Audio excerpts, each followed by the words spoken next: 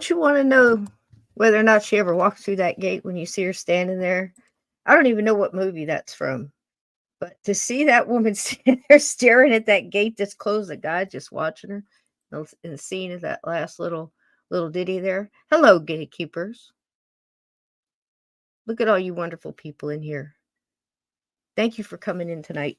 Um, Last night we had a blast. Sunday night we kind of left it open and wanted to talk a little bit about miracles and mysteries and things going on, how to keep your lights on and turning that dimmer switch up to 11 and keeping it there and how to recharge. And it's crazy times, and it's I guess crazy measures are called for. So we watch a lot of animal pictures and we tell some jokes and we have fun and we laugh and we support each other and we talk about really crazy paranormal, Bigfoot, cryptid stuff and have a blast. So welcome. Hey, Scott's Life, welcome in. Sapphire was first one in saying good morning because, the time differences are nuts across the chat here. I'm telling you right now, there's people here listening. It's 1:00 in the morning in their little part of the world. And it's dark here and we're getting used to this daylight savings time change. And I think I've got probably an honest count. I think there's probably at least 11 clocks in the house, counting microwaves and stuff like that and ovens and things. And every one of them says something different. So I don't have any clue what time it is. So good morning, good afternoon, good evening. Welcome, welcome, welcome. Thank you for being here. Tonight we have Steve Stockton coming in to talk about these things. And I'm sure without a doubt that he's going to step right in this crazy parade this weekend of these miracles. He's seen them. Mysteries, he's seen them.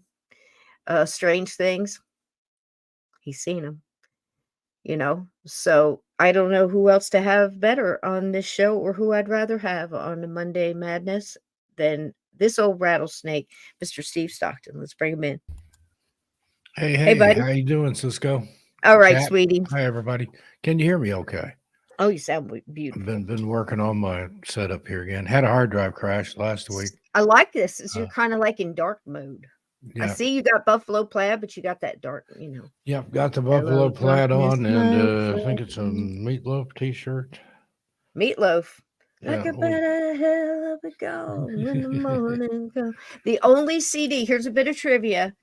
The only artist and title that I ever bought in my lifetime over my span of 60 plus years was Meatloaf's Bad Out of Hell. I had the album, I had the cassette, and I had the CD, and I would have had the 8-track if it had come out in time, but I didn't. Ka-chunk. Yep. And I've listened to it on the streaming, so it's gone across for me, And it's you gone probably across watched the video with him with Mhm, was it Carla DeVito? I think that did it with him Wow, on what a stage voice. there. Yeah. What a voice, and they would do Paradise by the Dashboard Light. She'd be out there in her little white spandex and her high-end perm and just lungs just for days. That man, what a voice she had. And he would just they'd pretend they were making out on stage or Paradise by the Dashboard Light. She'd just disappear because he was so big, He's so you big. know. Yep, and wearing a tux, if I remember correctly, with the ruffly, uh, what do you call it? Dress shirt, with the Yeah, ruffles and the bow tie ruffled and the shirt. tie. Yeah. And then he had the scarves. He always had the scarves in his hand. He would throw Red those one. out into the crowd. Man, he was great. I almost got to see him, but that's the year that I think he Yeah, was of in. all the He concerts and jumped stuff I on the. went to, Yeah. I never got to go see Meatloaf. I was Yep. out of town when he was in town, or I was somewhere else, or something I happened. I was never headed, got to but see the that's the tour where he man. jumped on the piano and broke the piano and broke his leg and had to cancel the rest of the tour. So And figures you then had to go we've show it off. talked about him before. He had some other, he had connections to the Kennedy Yes, assassination. he did. I know it sounds strange, and I can't get Mark Robert to listen to me. And he just throws it out, and I'm like, no, it's a piece of the puzzle, because here's the important thing. It establishes the fact that there was Secret Service or people pretending to be, or whether they had official credentials or not. There was a lot of false IDs and stolen things, and a A lot lot of of weird stuff went on in going Dallas on that that day. day. Oh man, I'm gonna do a Kennedy episode, but it's gonna be, if Lincoln had 4, Kennedy's gonna have like 8. Yeah, and you know the anniversary's coming up. What is it, November 22nd, I believe? 60th. Yep. 60th. Yep. He died. I was almost a year Yeah, old when he passed. I wasn't very old. I was not even a month old, I don't think, when it Yeah, happened. yeah. Crazy thing. But Meatloaf, so the loose version of this was, and I showed it here on the show one time, but the loose version of this is basically Meatloaf was in high school. He was around, I want to say 16, 17, and he lived in Dallas. He's from Dallas, Texas, I believe, or right outside of Dallas. Anyway, he and 2 other friends, somebody had a car. I can't remember if it was his car or his friend's car. Either I way, think it was his they were friend's going car. they were going to the airport to meet Kennedy's plane, to see him, because it was not very far from where they live. So they all pile in the car and they go there, and he describes all the stuff going on around the airport and stuff, and they see him, and I guess they leave, and they're still kicking around. They decide to go someplace else, but they took a while to get out of the wherever their car was. And all of a sudden, this Secret Service guy jumps in front of the car, or stops him anyway, shows his credentials, and confiscates the car, jumps in, and he's taking the car because he's got word that what happened in Dallas. See, the president already left. And so they go to Parkland Hospital, I believe. Steve, was that it? They went to Parkland? Yeah, went to Parkland, and the agent just jumps out and runs in, and there was a limousine, the death car, sitting in Yes. the parking lot. They And saw his. Yep. Meatloaf talked about walking up, and they looked in and could see, the blood and everything in there. Holy cow. Yes. There was Blood and nobody. They didn't have it cordoned off. There was nobody watching it.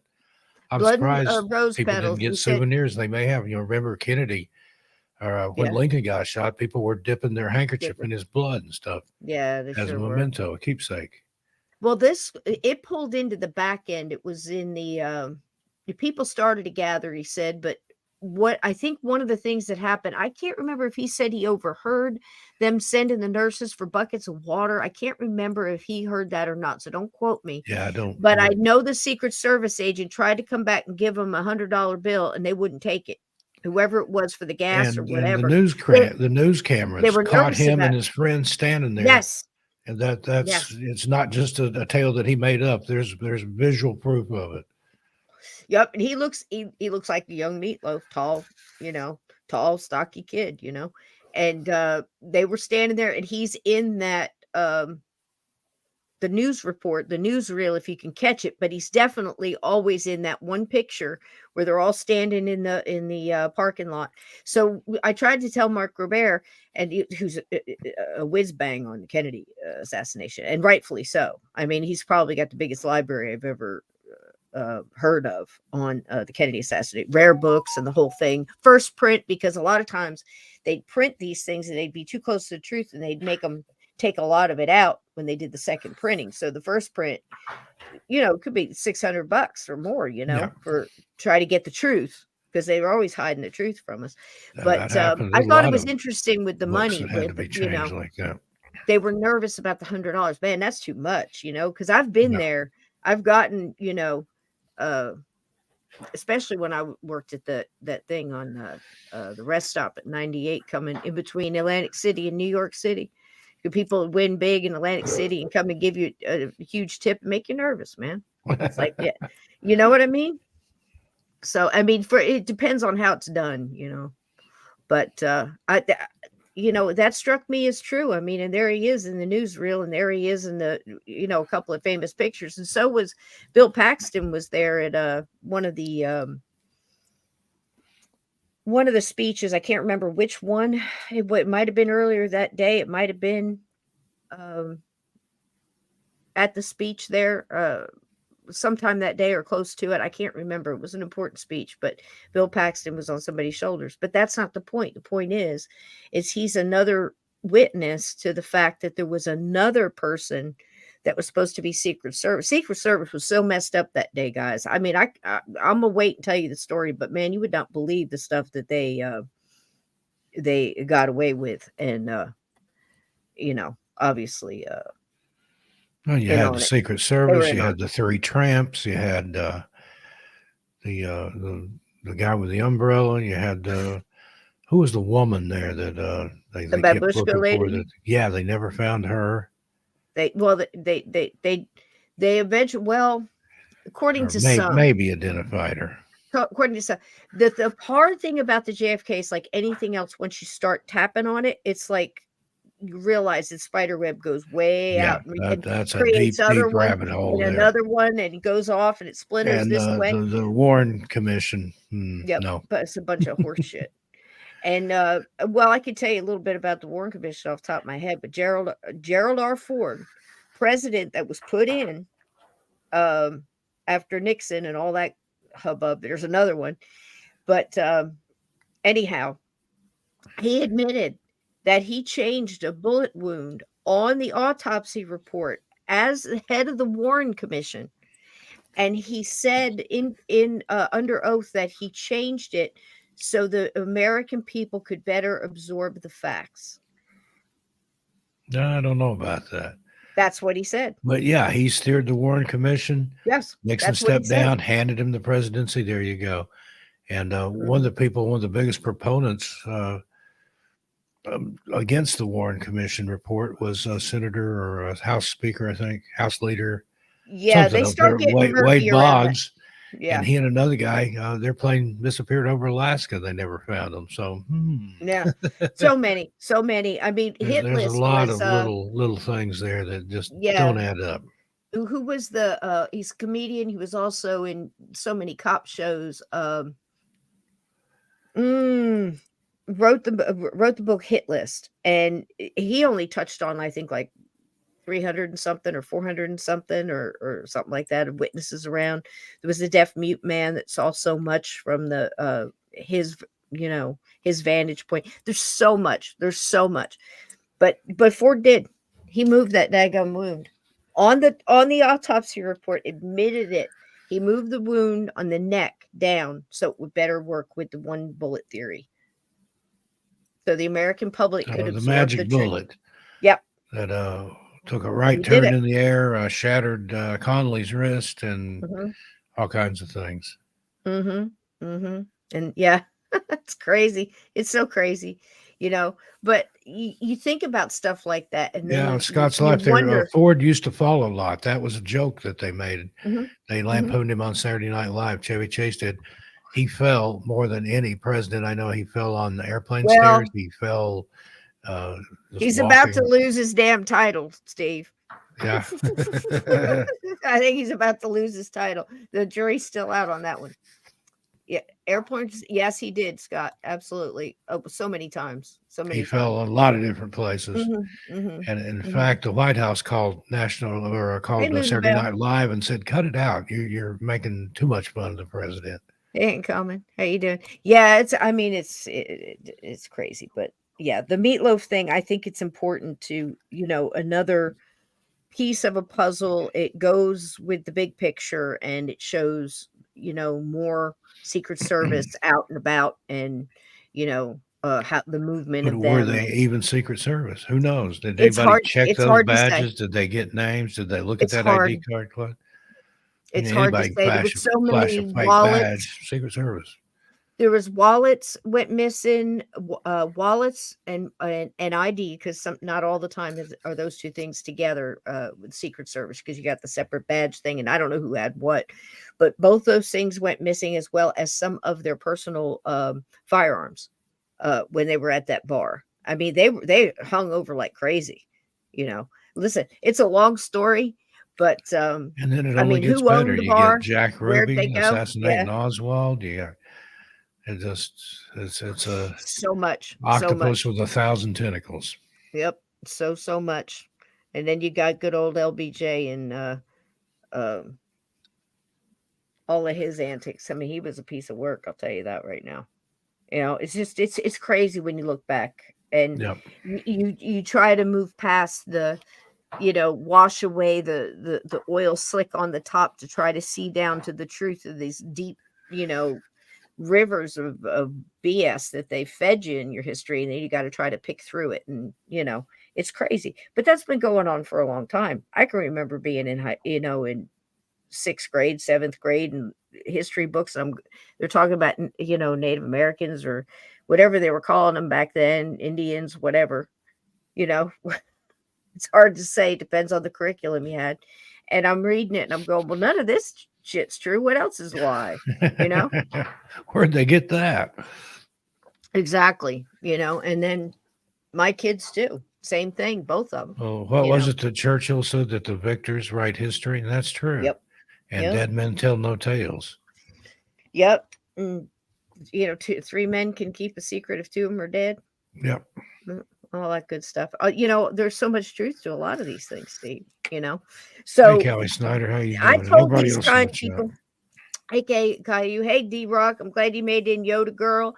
We Yeah, a got lot of these people Cricket were over at my Cinderella. premiere. You were over at my Thank you premiere. so much. Yes, I was. Yosemite Legend Stories in the Missing. I was listening to that. That was good A too. fun video. I thought it was nice that you Well, added in the all missing the people wasn't fun, but all the no Native the American legends and Where's yeah, Elmer and there's and some also the enjoyable stuff too. suggestions of what to bring and things like Yeah, that. I mean, we've been talking about I can personal literally save your locators life. It's and all that. Daniel Belcher. I don't think he's here in this chat, but he was over Dang there. it. He was saying, that the people from the cities go out in the wilderness. They don't realize that it is the wilderness. It's not a theme park. You can lose your life very easily out there in the woods. You can get lost. You can get attacked by a And wild it animal. happens fast. It You happens can fast. fall in Somebody the in your water. chat was saying anytime you walk through the woods, drag your feet, or anytime you're lost in the woods, drag your feet. I guess so you can see if you're making a big old circle. But listen, guys, let me tell you, there's multiple, and Steve can back me up on this, stories of the atmosphere changing to the point where you can get on some land that'll mess with you, Yep. and you I've think had you're that going in a experience in the straight line, but Smokies. you're in a circle. Yeah. It'll get you sometimes on purpose.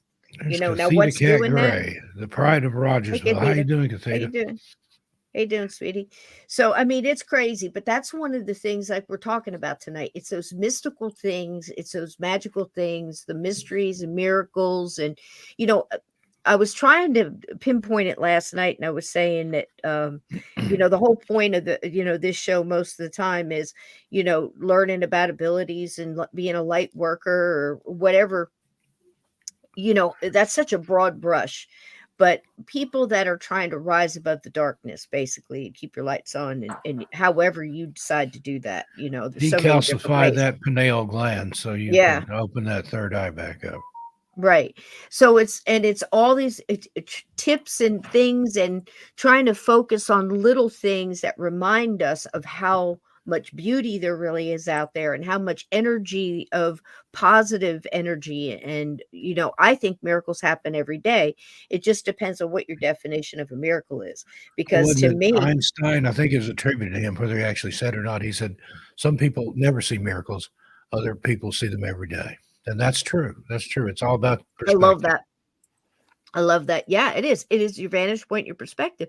So what we always say on this show, and many gatekeepers here in this chat, and returning friends and all that, it's how you look at it. I guess it's as simple, you can think of the glass half full or half empty. And sometimes you're like, there is no glass. You're just going Yeah. to be cynical and And jaded I'm and think pragmatic that's when I look fine. at that. Am I pouring it in or am I pouring it out? If I'm pouring Yeah, it in, it's half full. If I'm pouring it out, it's half empty. That's the way I that's a feel about great. it. I love that too, because that's a whole nother 3D, And that kind of was different from vantage my point to dad, look who at. was Love it. raised in hard scrabble Appalachia, and then became a scientist at Oak Ridge National Laboratory. So he had the horse sense and the book sense. But Right. that was his take on the half empty, half full thing, and I adopted that. It's an interesting way to look at it, Steve, because it's again, it proves vantage point. Where are you coming from? What's your character like? What are you one of those people where the whole world's against you and everything that happens, every red light you Yeah, hit before going to work yeah. is because it's Another one all he about taught me is you. always prepare for the worst.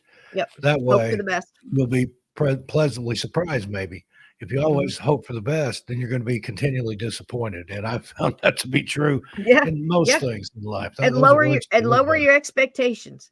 If you if you lower your expectations, you won't be so disappointed all the time. But then again, not every bad thing that happens to us is as bad. It's not Sometimes as it's a bad as it blessing. seems. Sometimes it's Sometimes it's worse. a blessing. Yeah. Yeah, But a lot of but times in sometimes it is. retrospective, you're like, "Yeah, I'm Yep. glad I had that flat tire because I would Yep. have been in that 90 car pileup if I hadn't." Something Exactly. there's a And silver some lining might to most consider dark that a clouds. You just miracle. got to look for it. Some might consider that a miracle. You were mad because you couldn't find your keys, but it kept you from getting into that, 8-car pileup on the parkway. Or 10,000 other things. Maybe something happened at work, or maybe there was some lurker, some creepy lurker or something in the garage where you park your car that left before you got there, and you would have been the next target. You never know, and that's the thing about it. It's a little thing called faith. Very rarely are you ever going to find out why you were delayed or if you were delayed. That's a given. That's like something. Yeah. In It's a gift retrospect, if to ever. know that. Right. Like say you didn't want to get on the plane, and for some reason you listened to yourself, you said, nope, I got a bad feeling I'm not getting on the plane. Then you find out that plane crashed. That's one that you can kind of back up and go, whoa, I'm glad You I can listened to my quantize that one, intuition. but Right. other things, did it not crash because you didn't get on it? Would it have crashed if you got on it? It's That's an um, added point. Yeah. butterfly effect. I think as Mm, Isaac Asimov wrote a story called "Does a Bee Care," and it talked I about love how that. the humble bee, all the way up to rockets going to other planets and things. It's all related. It's a really good short story. Right, right. And again, that's like, some people would consider that a miracle, or some people would consider being healed a miracle, and you don't want to. I said last night, a lot of people say, oh, you're blaspheming because a miracle is only. No, I consider those little happy, love filled, um, warm all over, the complete opposite of being scared or fear, that adrenaline. It's a different thing with the endorphins and everything else where you just feel loved, just for, even if it's for a second, whether it's the cardinal or the butterfly, like you just said, Steve, or the song that comes on when you were thinking of somebody, or well, I need a sign, it's a hard day, just I'm going to keep on trudging on, and then 11:11, or whatever it may be, those little connections, there's other names for it, but like Steve and I have said 1,000 times, if you could pick what side of the fence you're going to pick, why not pick positive? Unless proven otherwise down the line, what's going to hurt, to try to be positive, and like your dad said, it depends on whether I'm pouring it out or pouring it in, Yeah, you know, I love that, you know, and that's the thing, light workers are pouring it out, and then they're taking in all of this loosh coming in the because you world, can pour empaths, it and out and pour it in at the same time. yeah, you can, it's just, and that's what light workers and mediums and empaths and sensitives and everybody's going through right now, because you've got all of that gunk, and like I was saying last night, you got to clean out your filters. So you got to recharge, you got to ground, you got to find those ways, meditate, yoga, music, kickboxing, bird watching, you All at the know, same time. dig it, go out and dig a hole, plant a tree, hug a tree, whatever your thing is, do them all. Um, the music, the crystal bowls, frequency, music, Steve. Yeah. That's up in your genre. Midwest Night Watchers was in here a few minutes ago. His wife has a channel called Chiro Sounds, and she does that with the Tibetan singing bowls and the Oh, perfect. pan Can and some of that. It's Kathita all Mods, about can the you find that vibration. link? Can you find that link for Midnight Watchers has if you're still in here, please drop that link or let one of our mods know where to find it. I'd love to drop that as a tool for people because listen, there's shielding and clearing and shielding meditations, guided meditations. These are like 6, 7, 8 minutes. And when you're done, if you regulate your breathing and you really work with it, if you need help, gaze into the flame of a candle or focus on a crystal or whatever you need to do to just focus on something, very much like a ballerina has to spot, or when they spin I'll around they're gonna I'll drop go the link crazy. here, and then their Thank you. little, logo there says Chiro Sounds, "Raise your vibration." There you go. There it is. There you go. That's it right there. Yeah, So there's a great and a friend of the show, wonderful I'm a mod podcast as over well. So again, support maybe I'm everybody in not a here. They mod. If one of you mods could approve that there. I thought I You're was a not a how mod. you not a mod? I don't know. You were not a mod on my channel. I made you mod tonight. I thought you'd been a mod for years, so I know you are on Well, 13. YouTube goes around and purges every once in a while, Yeah, so you have every to once in a while, you have to reload everybody. So don't take that personal, guys. If that happens to you, drop something and I'll turn you into a mod. I'll give you a field promotion right here live on TV. Under fire. We'll do it. I think Cathita got it there, but so Thank you, that's Kathita. Midwest Night Watcher's wife, and she does some amazing music and sounds, and it's Perfect. all they're very attuned to that sort of thing. I don't They even know see about you in the chat, frequency and Steve. vibration. You're not even Uh, in the chat. Drop something. Put a piece of bacon up there or something. What's Derek dropping? What is that? Is that a chicken leg? it looks Is like that a it. turkey? Is that? I I don't can't tell know. if it's wrapped candy or a turkey leg. But I either don't way, even, thank you, I don't Derek. even see bacon here. It could be. It could be a roast beef with I'll a have to bone in. search for it. Turkey Says an leg. animal. Yeah, I dropped some bacon. All right. Okay. Perfect. Here we go. Field promotion. Thank you. And I That's know I it. was before, but I don't know what Yeah. happened to it. Just You know like what? It you might were have over been on my channel Steve. at my premiere, and I said, drop your links. That's when I looked, and you weren't even a mod. And I'm like, I know Yeah. she's a mod. That was crazy. Yeah, they do that every once in a while. All right. So the thing is, like I said, signs from spirit are all around. Miracles happen every day. You can fake it till you make it and be positive and tell yourself jokes and put on music and dance barefoot in your daggum kitchen if you need to. I'm telling you, sing into a wooden spoon. It does wonders. Go in the bathroom, grab a hairbrush, like we used to do back in the days, like what do you call it? Risky business or whatever the heck that Yeah. was. His boxer shorts coming in, dancing and singing, but it works. It works, and sometimes you only need a minute to do it. So I think it's real important in these times to do that. And it's also important to remember a couple of key things. So I've got a couple clips tonight. It's going to give you a couple of key things to think about. Last night we did um, Gary Cooper during high noon.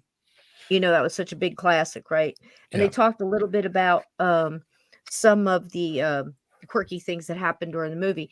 But the big thing was when he was an animal lover and he had, I think, 3 or 4 dogs. And when he passed at exactly high noon.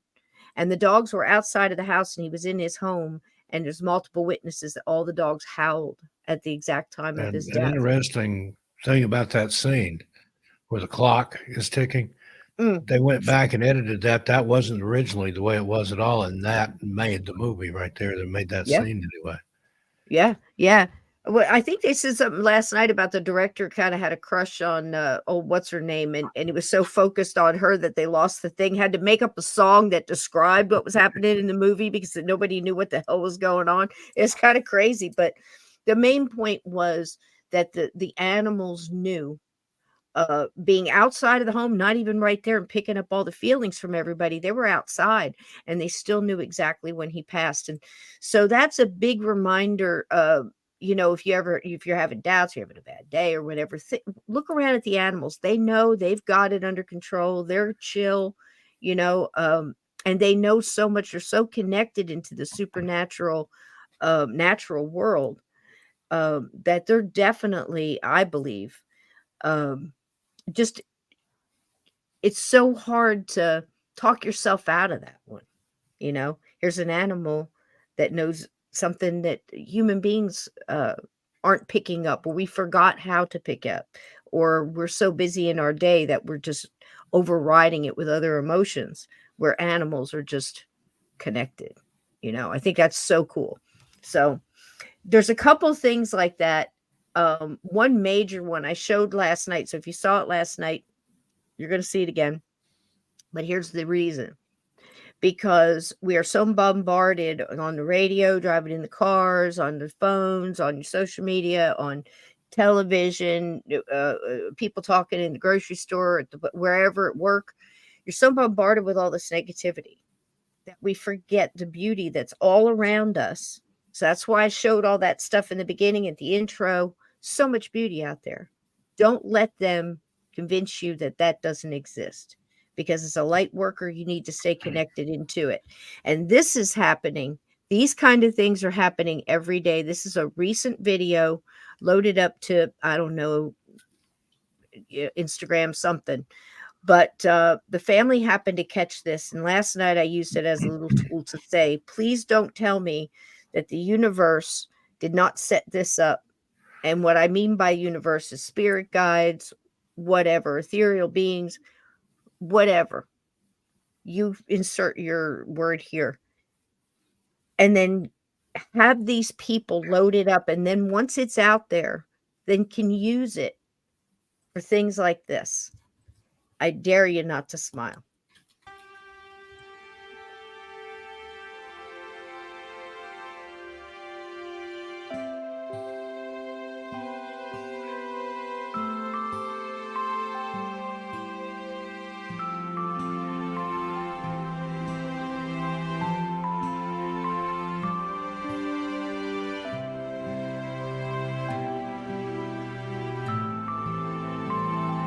Incredible.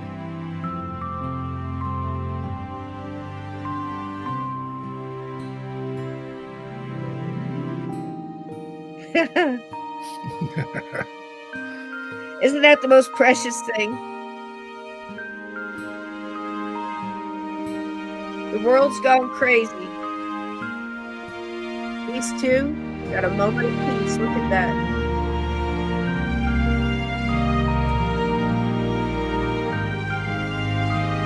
Find the peace, people.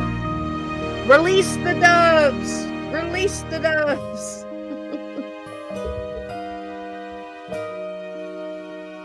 Oh, that stuff exists too. Don't let them fool you. They're everywhere. Isn't that something, Steve? You ever seen anything like that? It's a little butterfly and a little puppy. It's all out there. Did I lose you, man? Did you freeze? Am Did I you frozen? freeze? Nope, there you are. You're back. There I am. You're not frozen now. And we're There you back. are. Isn't that something? Yep. I've never seen that before. That was a good one. Yeah, that's just recent, as far as I know. All right, so another one.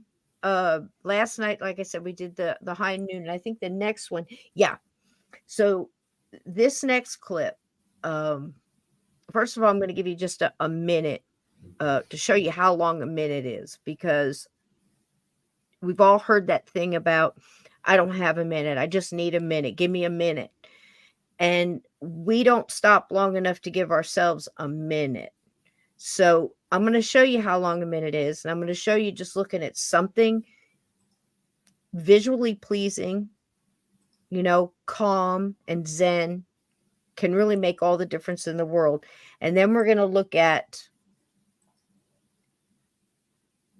to try to understand how strong this love connection is with our loved ones who have passed over and crossed over, whether it's animals or human beings, to see how strong that is, that I almost visualize them trying to get these messages to us, like little paranormal taps on the shoulder, I guess, or sending that song, or send in that butterfly, like the butterfly and the puppy here, or send in the cardinal, or whatever it may be, the penny, the feather, the trying to whisper in your ear, but you're just not hearing them. There's something blocking them or you or whatever.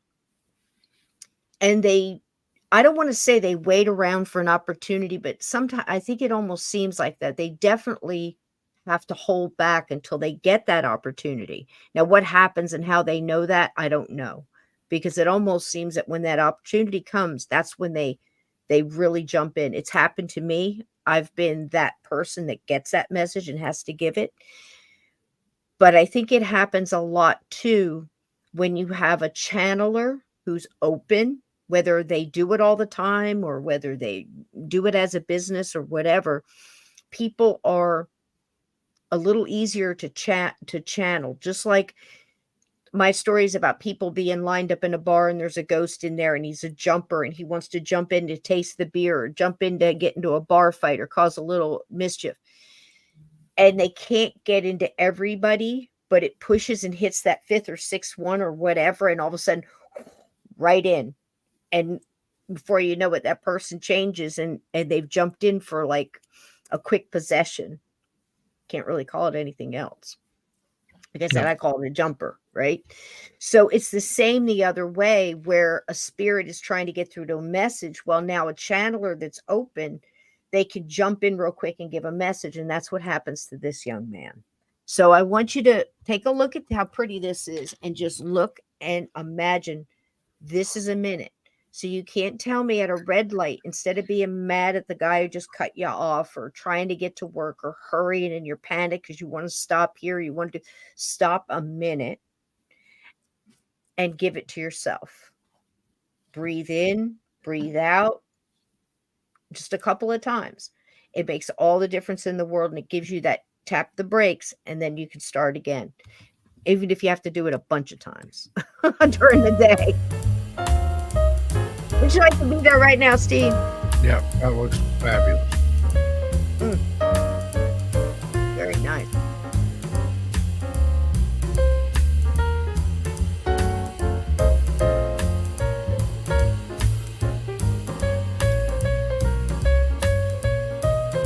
Little fly fishing.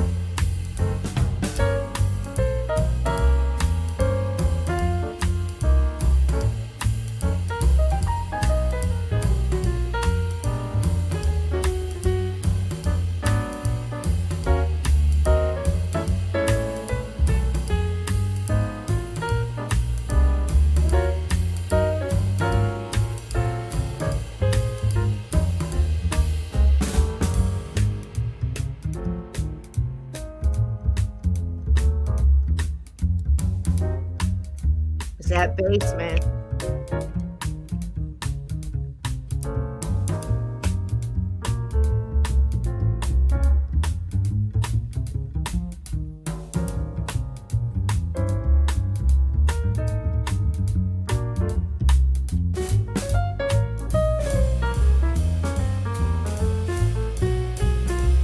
Just chill, baby.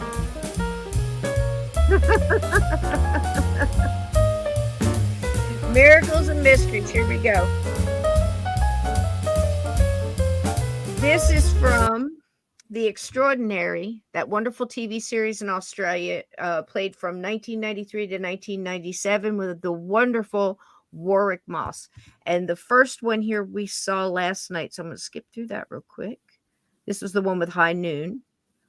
And here's ours. This is ours. Get it just perfect. I think I got it. All right, here we go. Roll that beautiful bean footage right there, Steve. Yep. Let it rip.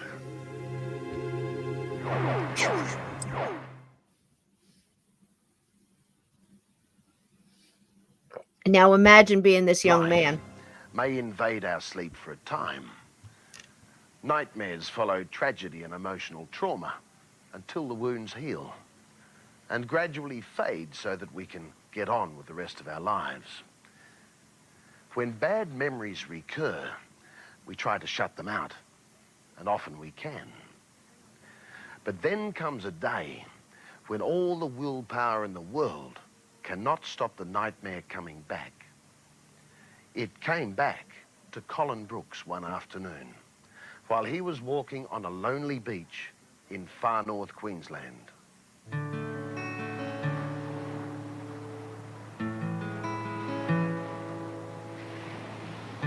Even as they started their walk, it was no ordinary evening for Colin.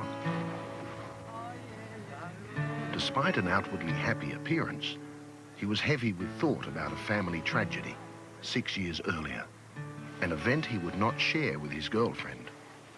In fact, he had told no one. For some reason, images of that tragedy had begun to vividly return.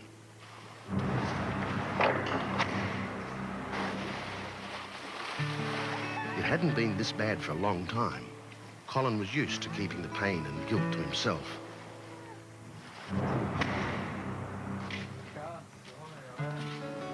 He'd moved north from Melbourne, merged into the local tropical lifestyle, played First Division football, became pretty successful finding work around town.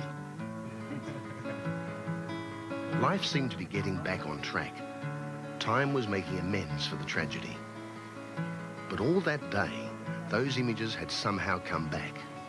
As Colin walked along the beach, he looked ahead and saw the faint outline of a group of people gathered around a fire. I want you to note just something real quick. I think it's important for people that trying to dig down into the paranormal to get those little nuggets of extra. Something that this young man was saying when he was doing this show, and if you look into the story, he was saying that he was getting a lot of flashes coming up from a trauma that happened with somebody, one of his family members. And here recently, he was getting a lot of those flashes of that memory, and it was coming way to the surface. I think that's important here because he was actually even having him when he was walking with his girlfriend. Like he said, he hasn't told her any of this. So it wasn't like they were talking about it. It's just while he was doing other things, he couldn't keep these memories were coming fast and furious to him. It's kind of interesting because it's almost like he's connecting into that energy or it's trying to connect into him. You see what I'm saying? It's a trip. Didn't take much notice. Those other thoughts playing on his mind.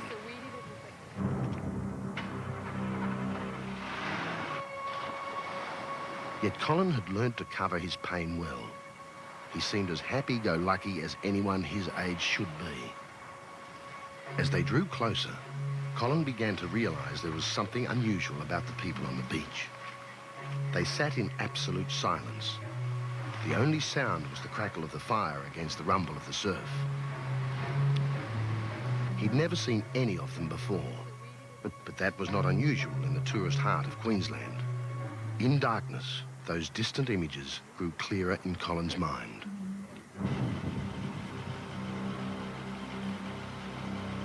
Colin Brooks' father had killed himself in the family garage, and nothing would make that sad fact go away. I'd never been able to speak about my father and my childhood to anyone. Just after dusk, on a barren beach on Magnetic Island off Townsville, life changed for Colin in the most dramatic and unexpected of ways.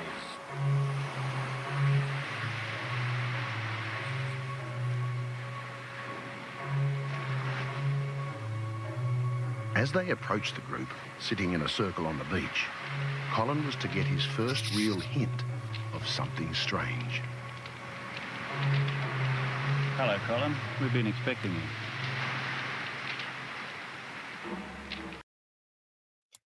Creepiest damn thing I ever heard. Is that not creepy, Steve?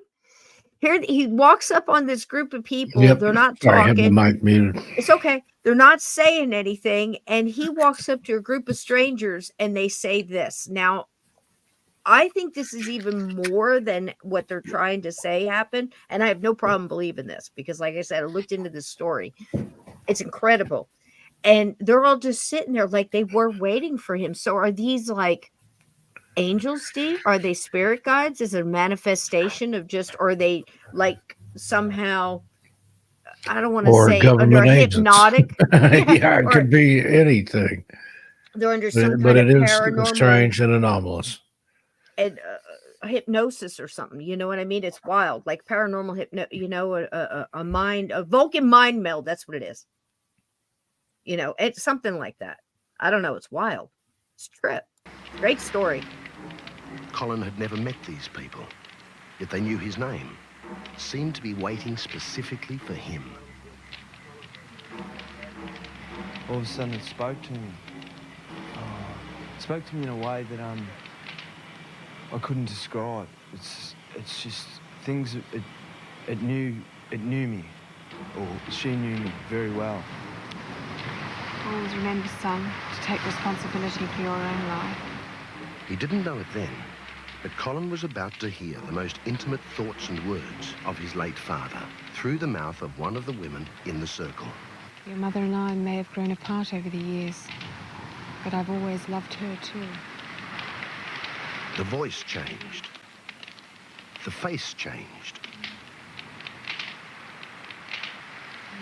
I realised then what was being conveyed to me was my father. Sometimes life gets Just a bit too much, and you can't cope. So I hope you don't hate me for that. I've made mistakes. She spoke in detail of his I childhood, want you to make the same the mistake. childhood he had revealed to no one. I just want you to understand that I'm sorry for what happened, and I love you very much. She spoke of private and personal hopes. What I want you to do is move on. You must move on in life. Do it for me and for yourself. She spoke in phrases exactly the same as Colin's father used to use. My father used to say to me, he used to always call me a whinger as a kid. And it was those exact words. It was, stop whinging and get on with your life. There's no point in whinging, son. You have to get on with your life. She apologized. She spoke of love. I've always loved you. Maybe I didn't show it, but I've always loved you, and I always will. I want you to tell Mum and all the family that I'm sorry, and I love you all very much.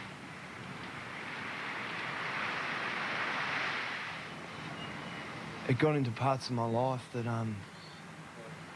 nobody could ever know.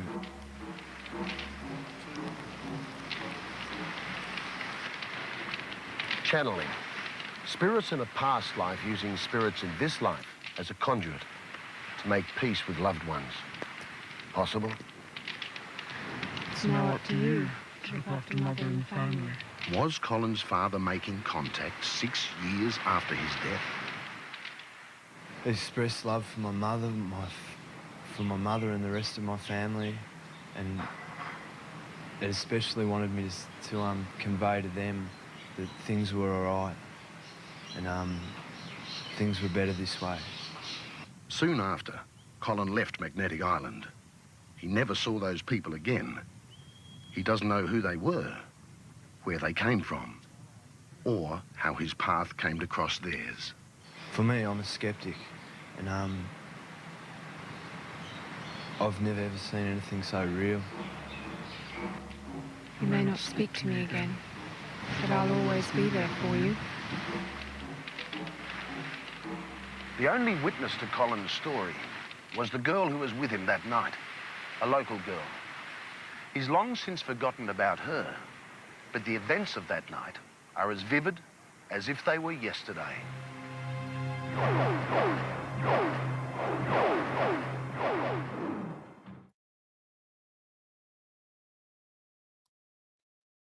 Wow, Steve. Trip, right? That's some story there. I mean, looking at all the layers of that, like I said, when I stopped at about, he's getting, here it's been 6 years, but here That's a recently, 7-layer paranormal cake right there. yeah. And then who are these people? Why are they all just in this hypnotic, like trance state, where they're not talking and everybody's just staring at the fire? And then he walks up and they know him by name. We've been waiting for you. Creepiest thing. Yeah, I'd turn around and walk the other way if I didn't recognize anybody. But my goodness, it's like, what? To his, he's very much like that one lady in that ghost story you said, I'm so glad I didn't get up and run because I was able to finish out the whole thing and see exactly what was going on. And she was so glad she did because she left knowing it was the father coming to check on the child and not just some ghost there to scare her. And she Yeah. played the whole thing out, which is what this kid did. And I'm so glad he did because he heard that. But this is not the first time I've heard something like this, but to have a visual aid like this and this story and this great show, it's an amazing thing to think about because it does show, if you're really interested in what causes a haunting or what causes a ghost attached to somebody or causes that ghost to all of a sudden start manifesting to this person and interacting with them, it's because that energy, it's definitely a huge part of it. This dad is connecting in with him, energetically before this even happens to show it's getting close. I want you to think about this. I'm thinking about it. You're thinking about that love connection again. It's an incredible story. Isn't it amazing? So I would consider that a miracle because it changed this young man's life. Yeah, indeed. There you go. So I would consider that. So it's definitely chick chick. That's one, right? Now Yep. this next one, Steve, did you want to say anything on that before we move on to No, the next? It's It's incredible. amazing. Yeah, it really, really was. And just like you said, were they angels? Were they somebody with Right. some knowledge from somewhere about this guy? But we hear stories like this. I've had similar things happen to me or been involved with, things that have happened, but it's very rarely do you get to see the whole thing play out like that. And then, he never sees, whatever, these people again, or you'll get that guy who runs down and you're just like, well, they were never there. There was a terrific story about this one guy. Who was it? Oh, it was Roberts, Eric Roberts, Joey Roberts' brother, the actor. And he told the story of something happened to him. I can't remember what it was. He wound up in a hospital. And while he was in the hospital, these two Hungarian or Romanian, I can't remember which one he said. And he said, how I knew they were, I don't know. This old couple walks up to his bed in his hospital room and tells him that they are from this country and they've come there to help him and that he needs to take a certain drug because he has X, Y, and Z. And they said, you're going to have to go up to the pharmacist and say it quietly that you're looking for this because it's kind of under their counter. It's not really legal to buy in this state, but they have it. So just go and that'll happen. And he says, can you write that down? So they do. They find something, they write it down, and then they leave and they turn and they wave. Nobody else sees these people. The nurse that came in did something, dropped off some towels or something like that. The orderly didn't see them. And this drug existed. He did have the thing. He got it and took it, and it saved his life. So Yeah, you tell me. Heard that story. It's things like that happen. It's incredible. So again, that reiterates, every time you think about it, oh, the light, it really is powerful. I don't want to have doubts, I got to keep trudging forward. This next story, really, it's definitely got a lot to do with faith. So, the big thing about that is we've seen in so many horror movies, so many different movies based around this that would have something like this in it. The minute I think Dracula, I can't remember who was playing Dracula at the time when he said it, but the guy held up a crucifix and Dracula just smiled and said, you have to believe for it to work. Mm-hmm. We've talked about this so many times on this show in so many different ways. Now, I believe there's a certain, I guess you could use the word plateau, where you can have a faith to a certain point, but something happens that's so overwhelmingly bringing you fear that, and say you're not ready, like your immune system, if a cold hits you, it'll bounce right off. You got a good immune system. It's the same thing. It's like, where do you stand on your foundation, right? And how Yeah. solid is that? Like the faith of a mustard seed, right? Move mountains. So what happens if you are like the guy looking at Dracula and he knows, because telepathic, can read energy. I mean, a lot of these things are, right? And knows that you doubt. Well, there's the crack in your windshield. Yeah, that's the crack, the chink in the armor there that they can get in through. Exactly. And this story is one of the scariest. Now, look, I've seen some shit. I say that all the time. You have no idea. Steve, same deal. I mean, many of you out there, same thing. To be this person. Now, this young man, his name is Christopher Case. This is an actual case. So I show you this with utmost respect. It's not to say he should have handled things differently or try to override anything that he did. I'm using this as a tool to tell you, be strong in what you believe. Do not waver. Do not be moved. That goes for, you're trying to keep a candle in the wind going. Well, you keep lighting it. You keep fighting it. You try to shield it. You keep it going till you get to a better place in your life till you can, it's burning brightly without as much work, but it is work, and it drains you, and you have to remember to take care of yourself, because if you don't, you can get knocked off kilter, and you start to wobble, and it's easier to tilt, It's right? easy to get distracted.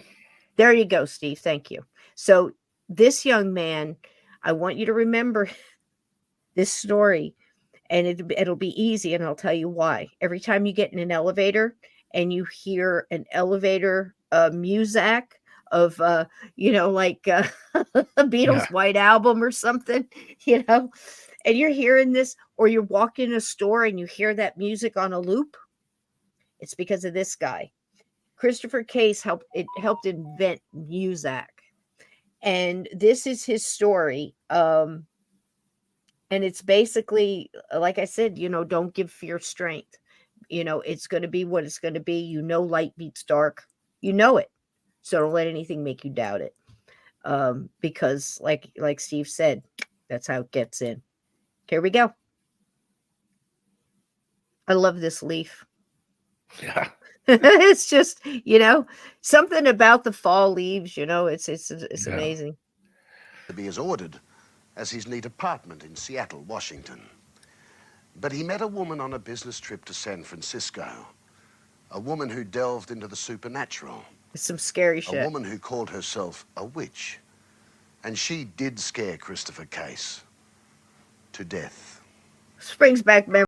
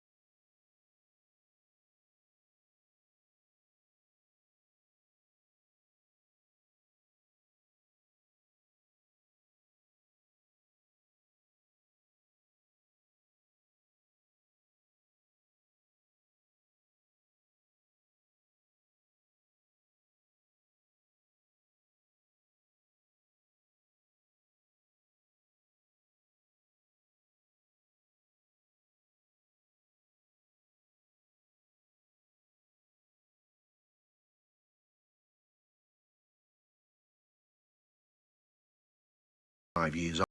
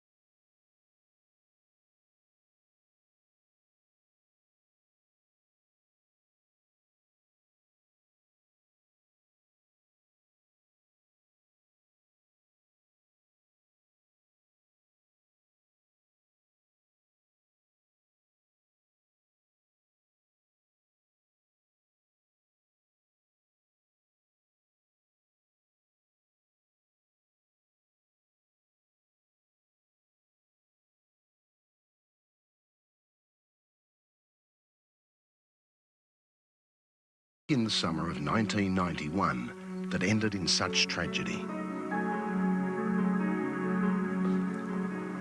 Case had gone to San Francisco on a business trip that week.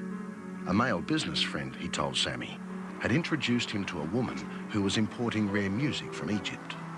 She had some information on ancient Egyptian music, and of course music was his life, so he was very interested in that. But Case would later say there was something strange about the dark-haired woman. She had a special intensity about her. It was obvious to Case that she wanted to start a relationship with him. She was older than he was, and she was enamored of him. And he didn't like that. He had no interest in her whatsoever other than the music. Egyptian music has always fascinated me. It's passionate. The second time they met to continue discussing the Egyptian music was in a restaurant. Look at me. Take me home. Tonight. This time, the woman came on even stronger. Now. Case pulled away. Look, why don't we just leave, all right? Take me home. Look, you're really scaring me. His withdrawal seemed to anger her. Then she said something strange. You will be sorry. I'm a witch. She told him she was a witch and that she was going to put a curse on her. Curse on you. Case returned home and for a time dismissed the incident the way anyone would. He spoke to Sammy without undue alarm. And he said, this lady that I met said she's a witch. And I said, baby, just bless her and go on about your business, you know. This was the first of 3 calls. They would become progressively worse until the night of Wednesday, April 17th, when he would lay out the final scene of his life. It had been less than a week since his meeting with a woman who described herself as a witch. By his own account, in messages left on Sammy Sauter's answering machine, he had not heard from her again. I am a witch. Yet the curse she put on him had started to play on his mind. And it was horrible. I wish there was some way that people could hear what I heard in his voice and what he said. It was a living hell. It's my understanding that these attacks occurred at night on him. And he would try to sleep, but he had gotten to the point that he was not sleeping. On Tuesday, Case visited a religious bookstore called Evangel Incorporated, not far from his home. The store manager, Rodney Higuchi, took particular notice of Case. He came in, asked where the crosses were, then I saw him collect quite a few in his hands. So I asked him what he was going to be using them for, and he mentioned at that time that he was battling some supernatural forces, and he wanted them for protection. He wanted to know if they had been blessed with holy water. I just don't know what to do now. I can't sleep. This was also the day Sammy received her second call from her friend. It's like they're putting the thoughts in my head before I can even think them. He said, they've attacked me in the middle of the night. And he said he had small cuts on his fingers. And he was very, very afraid. I'm in trouble, Sammy. I'm in deep trouble. Between his religious purchases and his calls, Christopher Case had begun a ritualistic fight back against the curse he believed was upon him. He scattered the crosses and crucifixes through his apartment, wrote notes on methods of combating evil spirits, and spread salt in the corners of each room. His health began to suffer. He hadn't shown up for work in 2 days. He told worried friends about the curse he believed was taking hold of him.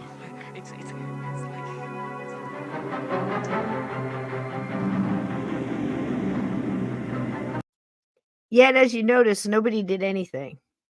Like he's alone. They're leaving him alone. I don't understand that, unless, well, to be fair, they did say that he was kind of a recluse, so he stayed away from a lot of people. And I think everybody he was talking to was like via a phone, so probably not there close by. It was probably his close friends were probably back when he was a DJ. But I just don't understand why at that point it's like, look, man, I'm coming over. What's going on? You know, let's Yeah, get you really. let's get you somewhere, you know. It was this night he became so scared he left his apartment and checked into a nearby hotel. I started calling him about 3:30 my time, and I couldn't get an answer. And that concerned me because he was very, very frightened.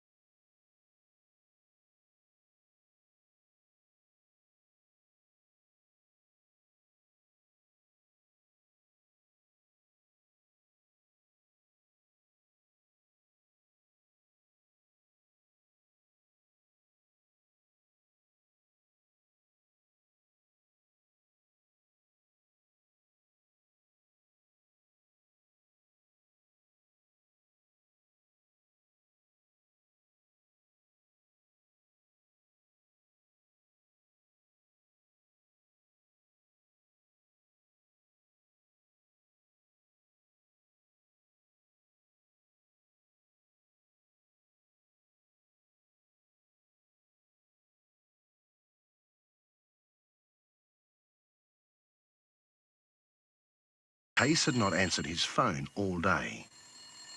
Homicide detective Larry Peterson. King County Police had received information initially to make a welfare check at the house. They had made a welfare check on one particular day, I believe the 17th of April, and found the house to be secured. 2 police officers went to his apartment door but did not enter. The outside of the apartment had a poured line of salt on the ground running from the front door to the rear of his apartment. Neighbours told them Case was a private man and his front door was locked. They decided not to break in. Return to our Heavenly Father and pray to him. Sometime that afternoon, Case had gone to a priest in desperation. Father James Mallahan was disturbed by his condition. He could feel this malignant power influencing his body, and he was scared to death that it was going to kill him. And when Sammy Souter got home that night, the last words Christopher Case ever spoke were on her answering machine. Hi, Sammy. This is Christopher. Well, they just about got me. Medical experts say the apparent calmness of Case's voice is the most chilling aspect. The total acceptance of his fate. Final submission. You know, they are trying to kill me. So whatever it is I do to defend myself doesn't work anymore. That's what it's coming down to. I'm not looking forward to tonight. It's serious. It's very serious. It's my life.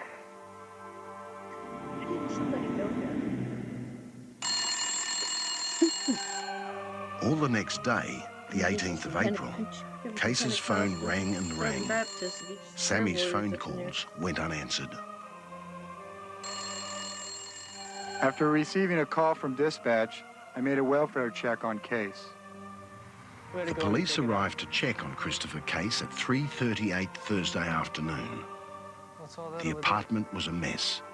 Scribbled notes littered the living room. More salt had been spread along the floors. I heard soft religious music playing on the radio from the living room. A flicker of light came through the bathroom doorway. As the officers entered, they came across the final frozen moment of Christopher Case's life. The candles had burned down. He was kneeling in prayer. I saw the victim slumped over on his knees with his head resting on the edge of the tub, left of the faucet against the wall. A trickle of cold water ran from the tap. He was still wearing his glasses. He had died sometime during the night. The Seattle coroner officially ruled his cause of death as cardiac arrest. But the people who knew him and spoke to him that final week, believe there is more to say. I firmly believe that he died of fright.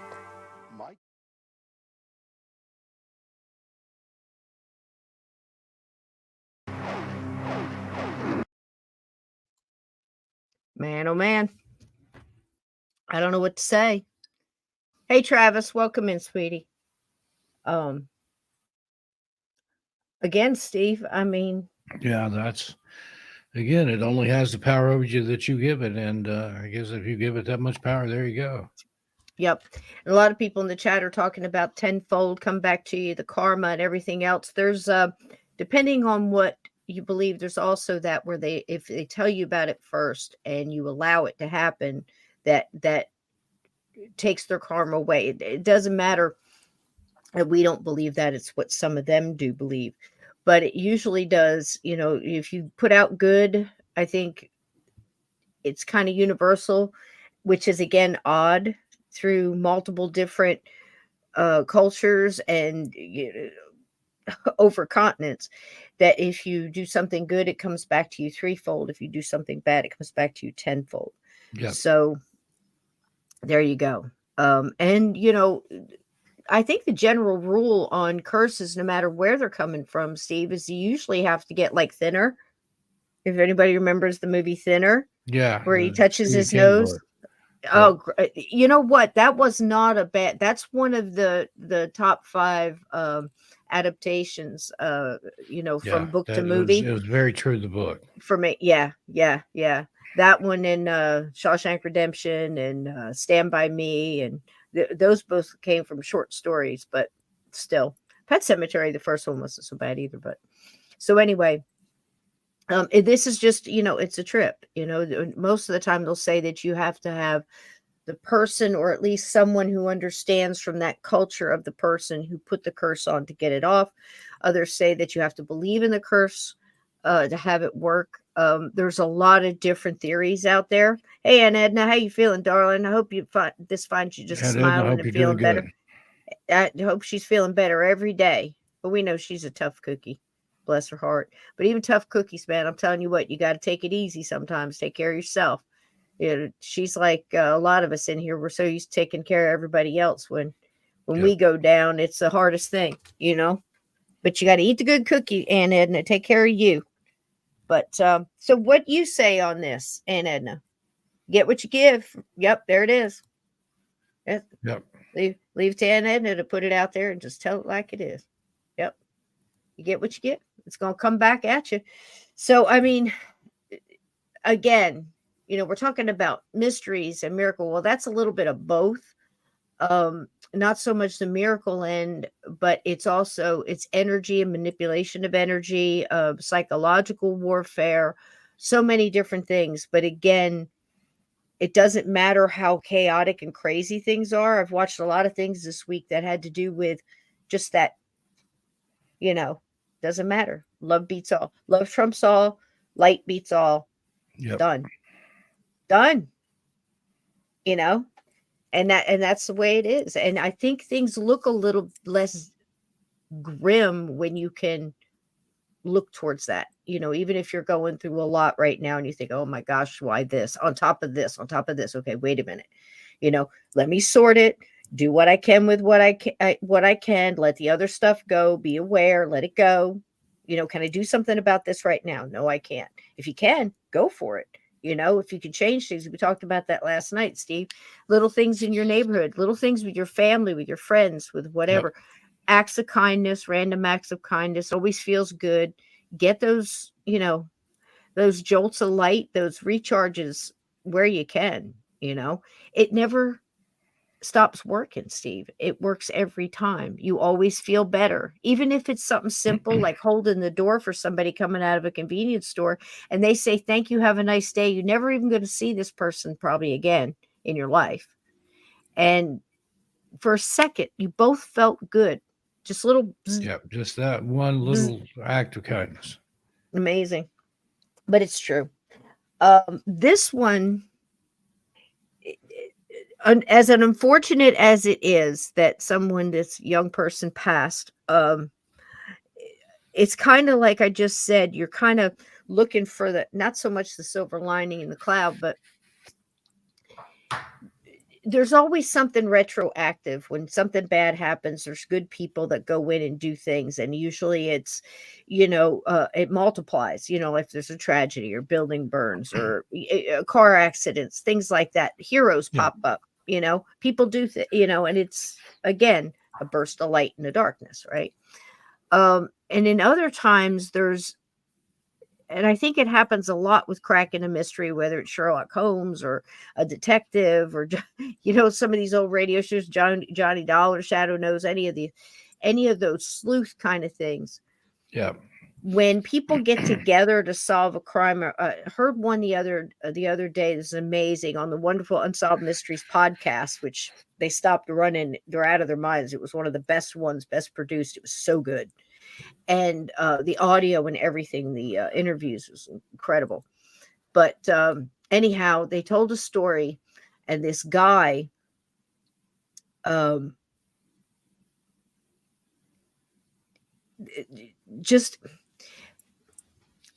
my train went completely off track, and would be dead honest with you. I went boom. I started thinking about the Unsolved Mystery Off podcast, the and now I've tracks, lost down the hill, and out through the woods. Oh, I got it. Thank you. God bless you, There baby. you go. So there's this detective, right? And he found this unfortunate, again, of our youth out there, runaways and things. He found a body, and it had no ID, a young girl, 14 to 16, obviously, dead on him finding out. Um, Nothing to go on. And he got the town. It was one of those where they took it, the Jane Doe, and they named her after the street by where they found her. And he and his family bought her plot and everything else.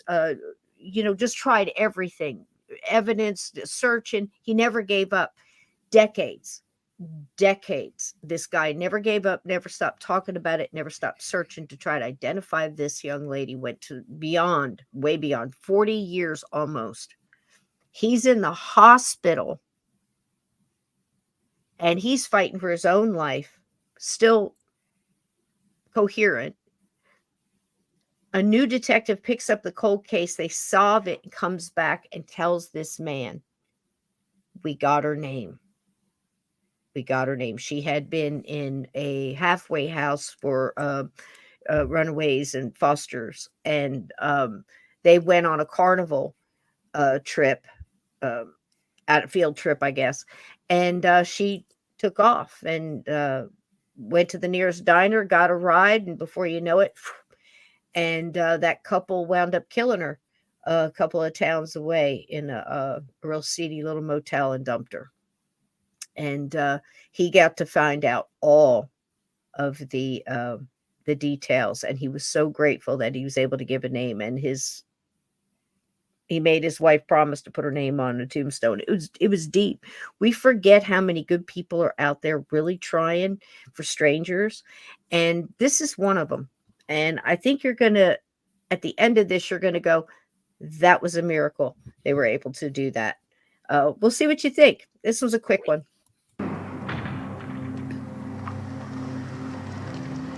Good evening. I'm Warwick Moss. It was the day tragedy found its way through the eye of a needle. It came out of a clear blue sky and beat impossible odds to take a teenage girl's life. A shot in a million. A shot from a .303 rifle. The chances of finding out how it happened were even more remote.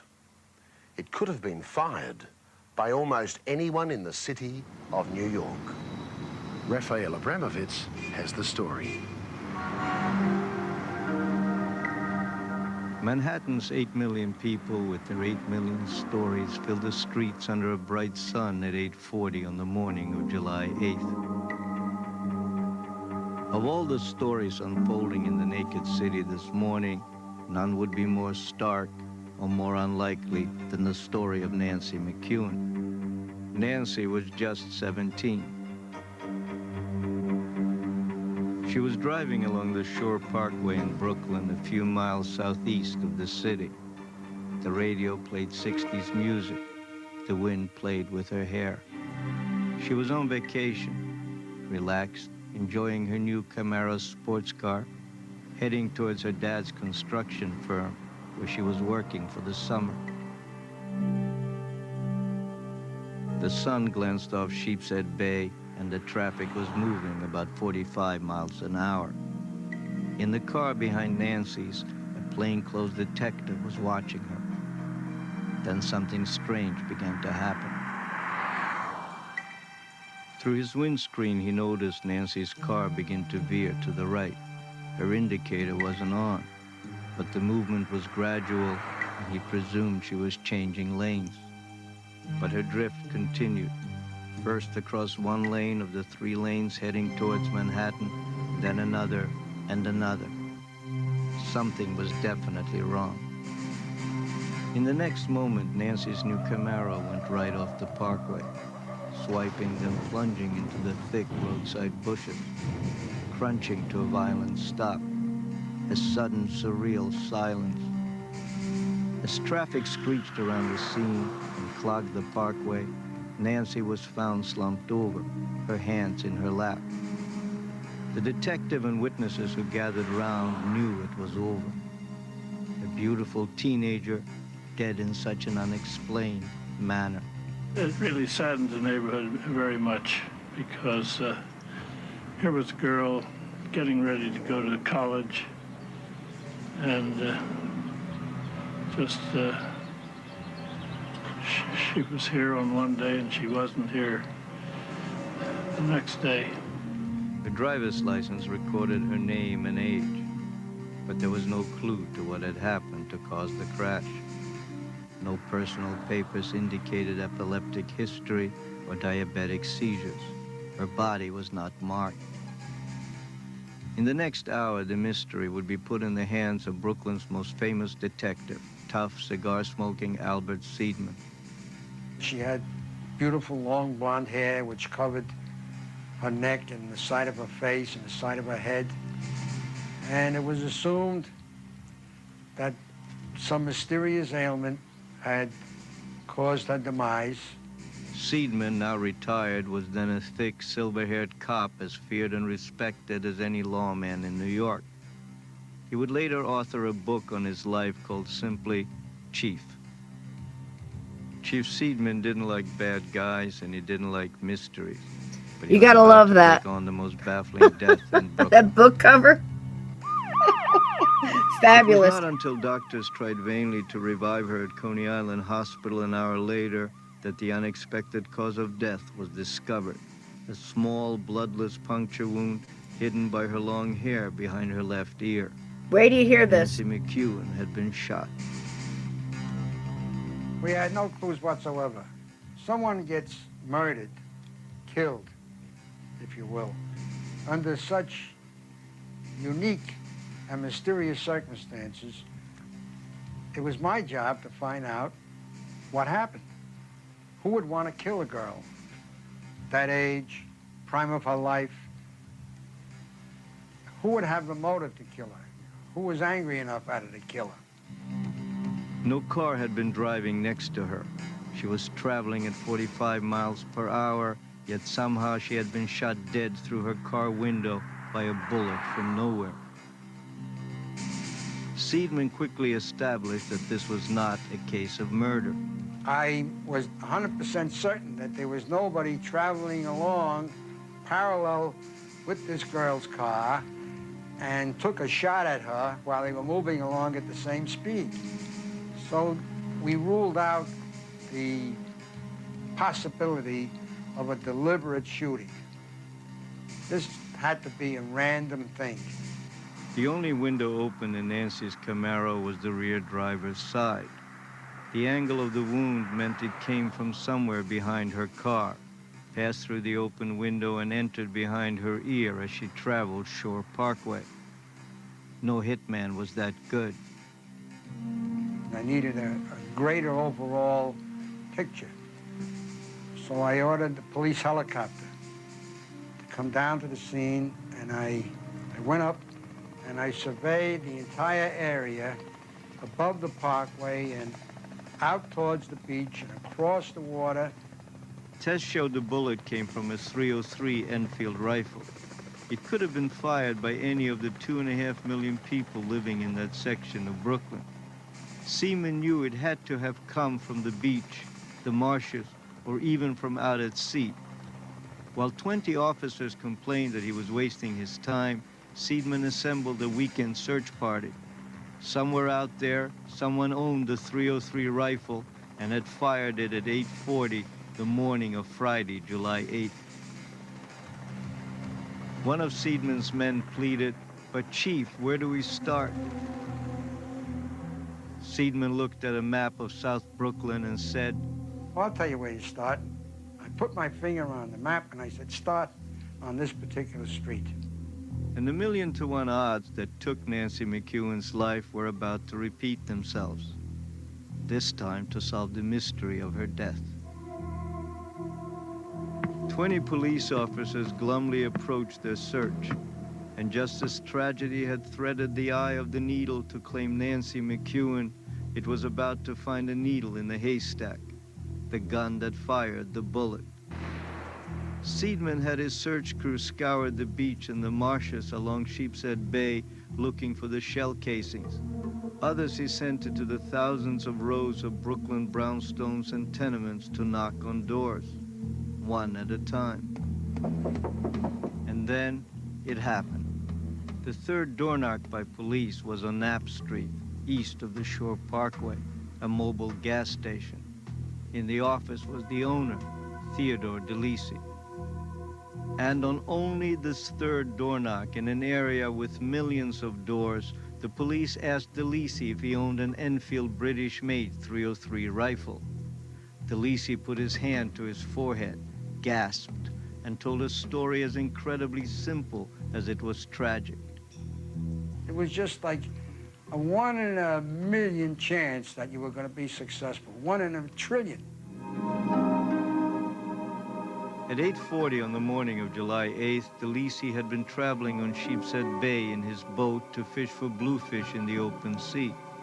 He had bought the boat a few years ago, and the owner had thrown in an old .303 rifle with the deal. On this morning, heading through Rockaway Inlet and Sheepshead Bay, DeLisi had decided to test the old gun. He might need it for sharks. He innocently fired towards a buoy in the water 20 yards from the boat.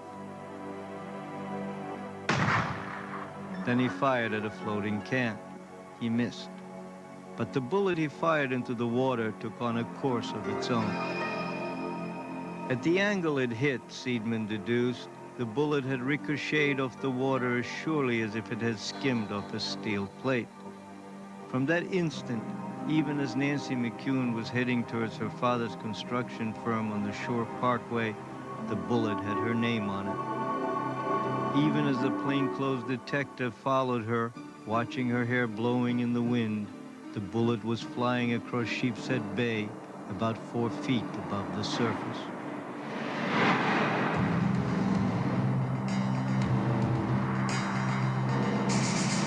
It passed over the sand dunes of Plum Beach, low across the reeds and marshes, silently, unseen. Nancy drove, unaware of its existence. DeLisi headed out to sea, believing it had sunk to the bottom of the bay. It passed over the Plum Beach parking lot, across the eastbound lanes of the parkway. It had traveled a mile now and was losing its momentum. As it cleared the median strip divider, it began to drop. The bullet was near the end of its journey. Into its path came Nancy McEwen's Camaro, only its small rear window open. Had it been closed, the bullet would not have had the power to penetrate the glass and take her life. Behind her, a plainclothes detective saw her car veer to the right. Ahead of her, life went on for 8 million people with their 8 million stories.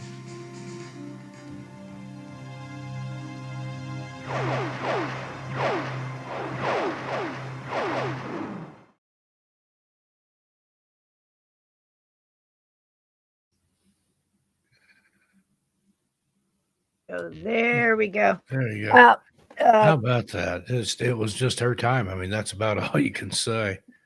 All the things that had to take place for that to perfectly happen, just like it did. you know, Amazing. you certainly couldn't look at the vantage point of for her. It certainly wasn't, a And that's why you miracle. don't shoot a But to gun be across have water because that bullet can skip just like a rock. just like off glass, and up in the air as well. Like how many times have we seen the, New Year's Eve, whatever. When I was living in Alabama, we had a young girl killed in the neighborhood. Actually, two neighborhoods over, they were shooting guns up in the air, and the bullet came down and killed a 13-year-old girl in the next neighborhood.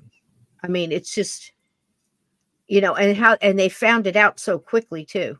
I mean, it was just bam, bam, bam. It was like 2 days they had the answer. Yeah. It was And on that incredible. case, what are the odds that the third door they knocked on, that was the guy Yeah, that did it? Holy cow. dude. I mean, that's what I'm saying. The reason I brought this one up and put it in the category is because, I'm trying to look up and down at it and thinking, spirit guides are involved here. Just like with the butterfly and the puppy, just like the circle of people on the beach and the kid walking up and getting messages even beforehand. Like he's saying he can't keep his mind off it. Keeps coming up to the surface, out of nowhere, after 6 years, after he thought he had it buried, the spirit at that time was able to find a conduit, and in this case, not so much for the young girl, but how do we know her spirit didn't see what happened and was trying to help the cops along, or her spirit guides, or whatever? There's definitely somebody's hand in this. It's not just luck and what I'm saying? Yeah. I mean, at what point do they stop being coincidences? Yeah, There's I so don't believe in coincidence. There's synchronicities, but coincidence, I don't think so. right, Not right, where there's so many of them like that, especially. yeah. And I I mean, mean, it's the just window was down. The bullet just had enough to penetrate her skull. If the if window that had been up, it wouldn't have happened. it If wouldn't she'd have been had going a the little energy. faster or a little slower, it wouldn't have happened. There's just so many things there that seemed like they were left up to chance, but I don't really think they were. It's just, I guess, if it's your time. I It's like mean, he said, one in a trillion. it almost reminds me of that one now. This one you could probably put into like, well, it was his time, and it's so creepy. Gosh, the story is vague, but seemed to me there was somebody was going to get shot, and the guy who was going to get shot, you would have said, if you knew the story, that you would have felt like, he was asking for it, he kind of deserved it, walked into that one, one of those. But the guy shot and missed or something, and the bullet went and lodged itself in a tree. Do you know this story, Steve? And I've this heard of it. guy Yeah. was getting away with, some injustices. I can't remember if he was an abusive husband or just a businessman, a jerk or something, for whatever, or all of, or even All worse. the above. Yeah. Yeah, it could have been. But it's like, I don't know what, 7 years later, somebody is cutting the tree down with a chainsaw, hits the bullet that was lodged in this tree, and the chain hits it enough and gives it enough momentum that sets it off, and it lodges in and kills the guy that it was originally meant for when it was shot earlier. Amazing. Yeah, it's that kind of thing. And I can't remember where I saw that story. At this point, they all blend together. I can't remember, but Yeah. it's a good story. Does anybody know it in the chat? I mean, it's incredible. I think it was probably on That's Incredible, or Unsolved Mysteries, probably. Sounds like it. Sounds like it. Well, I'll tell you what. We're getting close here, but I thought what we do is instead of ending with a sad thing, how about just a little ghost story? Because I think that the experience, and Steve can speak for himself, of seeing a ghost, you always think that it would be so scary, and at times it has been, and I would say it's more like the startle, like, like that, until you Yeah. kind of can sort it, that kind of, that's what I mean by that scared, initial scare. Um, and it can shake you up. There's no doubt about it. And depending on what you're dealing with, you know, but, if it's coming in love and it's coming with a message, and it's a whole different experience. And I think that that's also represented very well with some of the stories we bring up about, like I said earlier, that young lady who said she was so glad she stayed, to see everything play out, because when she had kept her composure, she got to finish out whatever this ghost was doing, and saw that it was the dad of the young child she was babysitting for, and was able he even stopped in front of her and kind of looked at her and smiled and nodded his head before he turned and melted into the wall. And it left her with such a warm feeling, and she said she was grateful that she stayed through that, because if she had left earlier, it would have been a much different memory. It would have been the time she was so scared, half to death by a ghost. So this one, it's kind of some cute stuff in the beginning to make you laugh, but this one is just a good little ghost story that I thought had some interesting stuff. It's got a little app porting, which I always find so interesting. And oh, don't you, Steve? And Yeah. I love these old quaint town hauntings of the town hall, the courthouse, not just all the big prisons, and all these other big big things, and Alcatraz and stuff like that. Of course, they have their own stories and their own interesting bits and pieces there, but I really like these quaint little ones where the town's like, yeah, that's we have a ghost, it's haunted, and it's okay. And they're not selling on it. They're not selling the little hatchet key rings and the t-shirts with, yeah, I did it, and all this stuff on the front, and blood splatters and all that. They're just, yep, that's our ghost. We ask you to be respectful, and that kind of thing. So it's really cool. I like this little story. So without further ado, Steve, you got anything, or do you want to roll? No, let's roll. Let's roll. Isn't that all this fall stuff so pretty? I mean, it's got to be absolutely gorgeous where you are right now with all the fall leaves. And have you got a chance to drive around and see a lot, or Yeah, you have it's like a, pretty much here in my part of New England, it's pretty much over with. I think it was is down it? the other morning. It was, I think, 28 or 29 when I got up, and that took care of it. But prior Well, to that, it hello, was winter beautiful. for They you. said it wasn't as much color as usual, but it still was amazing just to look out and see all Yeah. those trees. And so, I've been in the desert for a year Yeah. prior to moving here, so it was amazing. What a difference, right? What a difference. I mean, when you're where you are primarily, is your view, if you step outside the house and you look around, is your view more with a mountainous background and hilly, or is it more of a It's hilly. developed? I'm kind of up on top of a hill, so I can see way Okay. off into the distance, especially now Very that the cool. leaves are gone. Yeah. But Big it was difference. still beautiful. And then some of the nearby towns, just Mm. driving out the other day, it was raining and all the color, and it's wet and foggy and misty, and it was gorgeous. And Nicole Yeah. likes that kind of weather too, so it was just Do you get a incredible. lot of ground fog there? Do you get that? Is it high Uh, mist, or is it like a low ground fog? Because that's creepy. Yeah, Low ground it's fog the is low creepy. fog. We went out a couple Saturdays ago and went to an old graveyard, and it was Oh, rainy and wow. overcast that day, and the fog and the mist and everything. It looked like something out of a movie, and Yeah, I love yeah, it. yeah, yeah. And it's just, it reminds me so much of those old movies where um in the moors, don't go in the moors, and they have that low rolling fog, and you can see stuff popping up out of it. It's almost like that scene in Star Wars where he's in the garbage. They're in the garbage Yeah. compactor or whatever the hell they were in. All those things are popping up out. Oh God. Mm-mm. No, that's almost as bad. That might even be worse than quicksand, Steve. I don't know. It's pretty creepy to just be in some kind of a liquid like that, not be able to see anything. Oh, stop. That's That's the next level stuff. You know which scene I'm talking about? Yeah. So many iconic scenes in Star Wars, but that's definitely one when they're in that. What is that? Is that the garbage compactor, guys? I think it is. I haven't And seen they that in all a live. long time.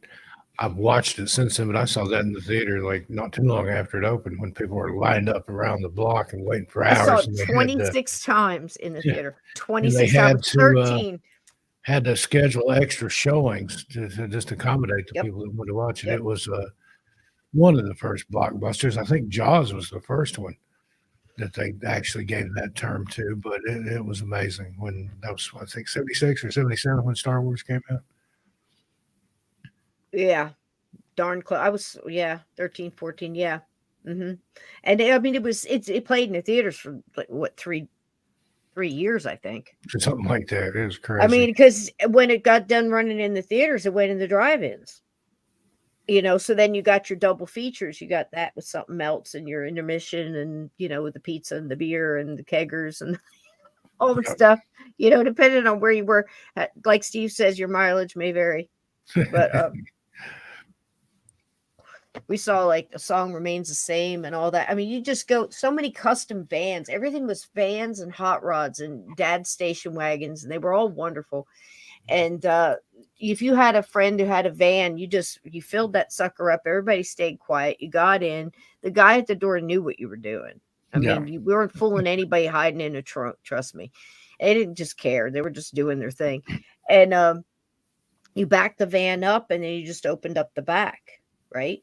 The doors out of the back, and you get pizza and everything, and whatever. You had a good time. It was a cheap night for people, but kept you off the streets, right, Steve? All right, so it's a small town ghost. This one is, I had it written down. I don't know. Ghost in the Town Hall. Enjoy. Which I think is a miracle. Anytime that you can have an experience like that. With ghosts and evidence and everything else. Oh, that one's pretty. Deja vu. Oops, that's deja that we've vu. been here before. Sorry, guys, I got the wrong one again. Let's try this one. There we go. Hey.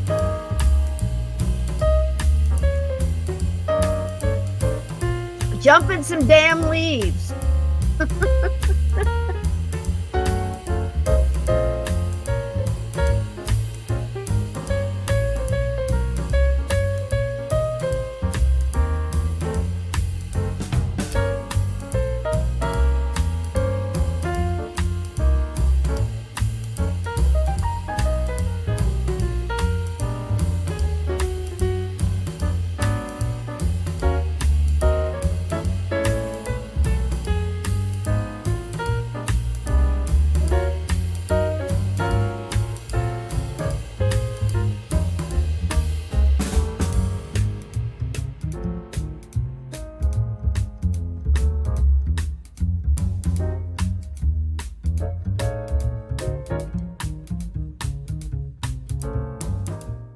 There are great ghost stories along the craggy coast and dark woods of the American Northeast. This one began a half a century ago, about a strange spirit that inhabits the landmark town hall in the village of Alton, New Hampshire. And it's still going. The witness list is impressive. The town's chief of police, the town planner, and oh yes, the town clerk. She's just one of several Alton town officials who refuse to enter their own town hall alone, and never after dark.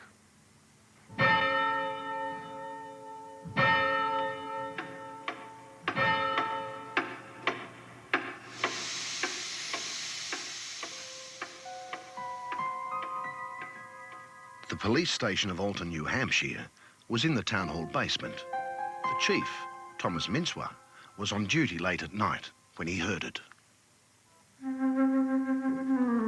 I heard noises and I came upstairs to investigate, and it sounded, because you could very distinctly tell front door closing and opening because it slams, it was so heavy, and you could tell if somebody was walking in the hallway. And being downstairs, we would come upstairs to see who was in the building. because at the time the building upstairs was closed. And coming upstairs, you'd find no one. Alton's town planner, Glenn McLean, is not the kind of man given to wild imagination. He's experienced it too. You really start to feel like there's somebody right behind you. There are some physical things that happen. You feel your hair start to stand up on end. You feel that presence. The local radio personality, Scott McKay, stayed in the town hall overnight. He thought to dispel the myth. My impression coming in was one of skepticism, not too sure what I would find. I really didn't have a fixed thought on whether I believed in any supernatural or not. And when I left the next morning, I still wasn't too sure, but I do know that something happened. And Alton's town historian, Judith Fry, is just about ready to include the ghost in official records. I think it's happened too many times just to be a coincidence. And I think there's really some merit in it. It usually happens sometime after midnight. And it continues until 2 or 3 o'clock in the morning. These are the hours of the Alton Town Hall ghost.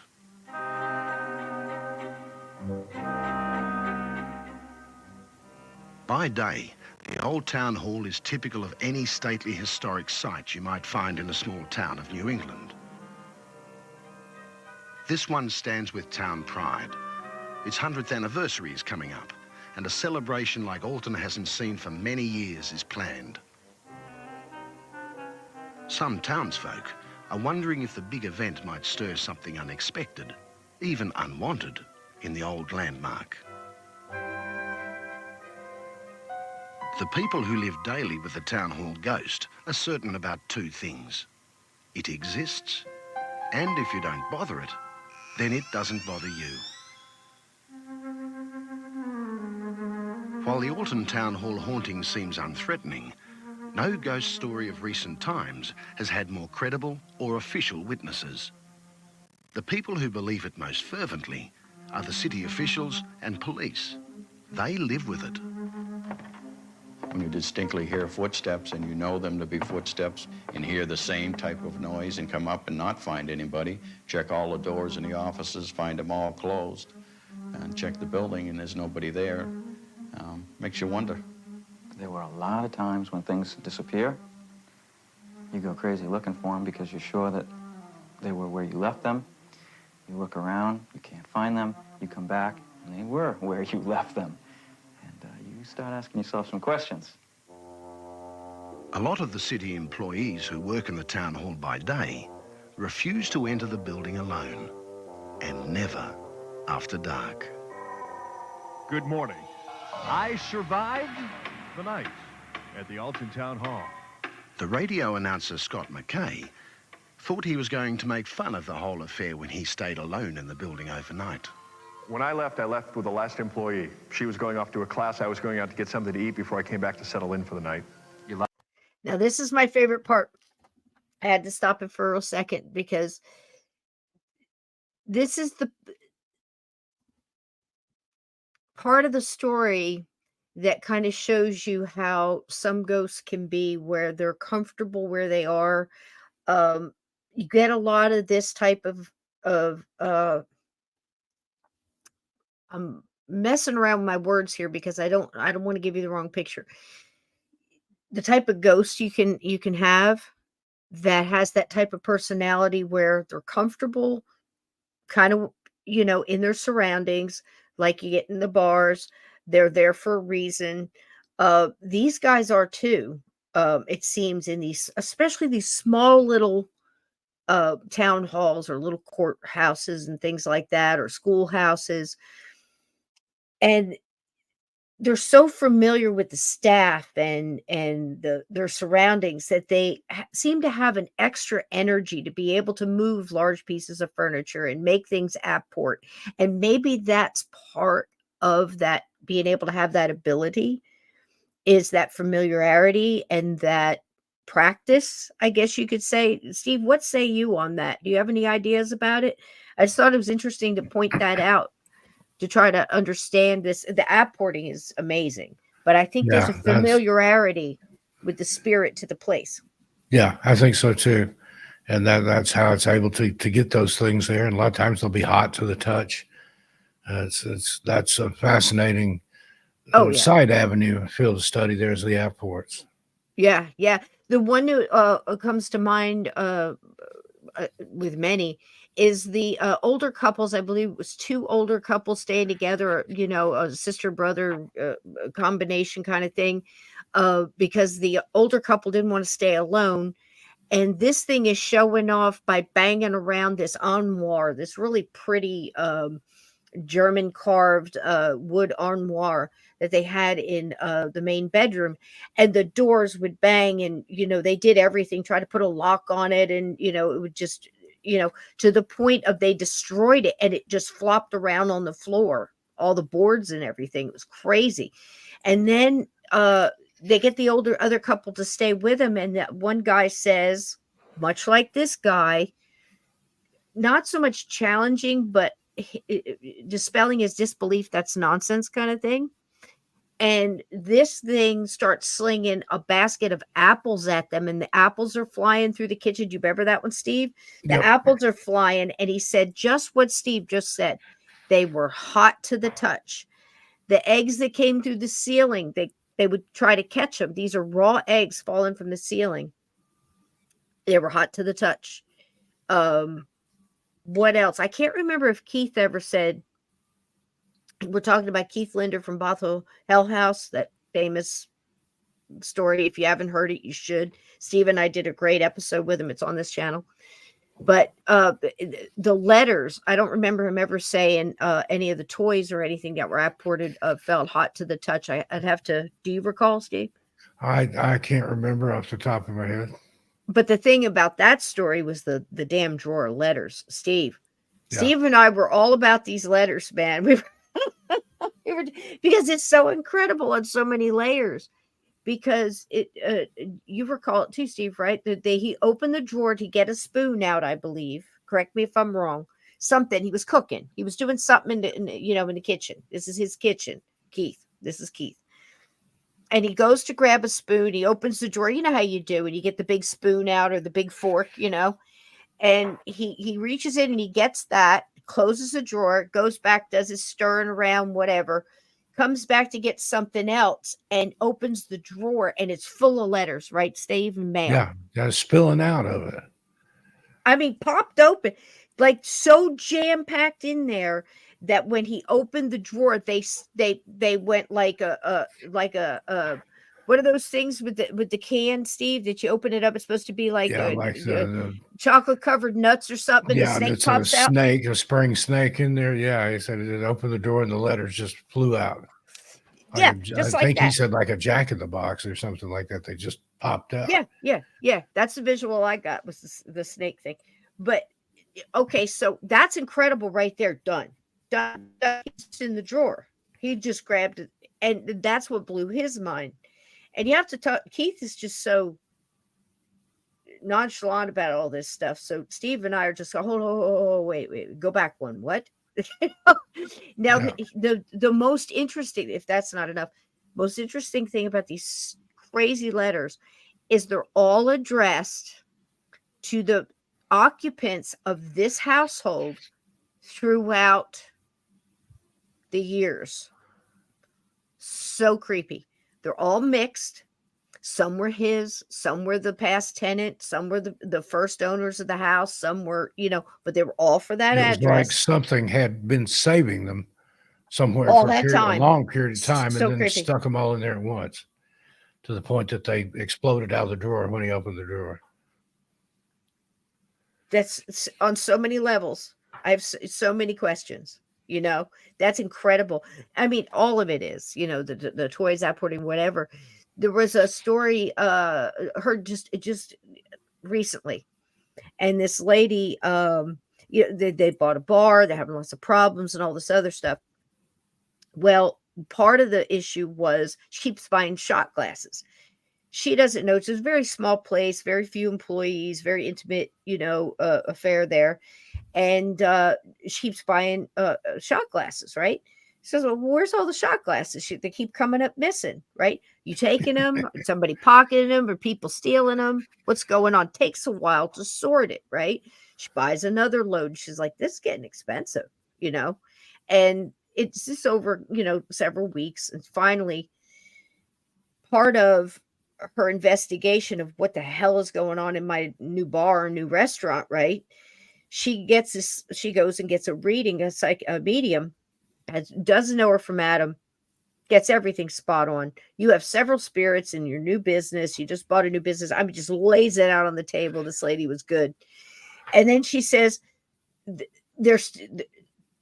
they have a spot down in the cellar behind some boxes, tells her exactly where to look. Behind some boxes, there's another box with some writing on the lid with the lids. She said that they were folded, and she said, in the way. So I'm assuming where you tuck in the folds of the box and it holds itself. You guys know what I'm talking about, right? Where you can fold them in on yourself, but it's not very secure.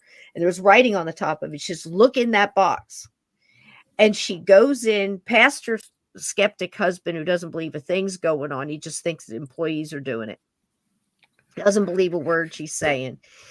She goes beelines it straight down the cellar, goes to those boxes, gets a flashlight, just matter and I'll get out now.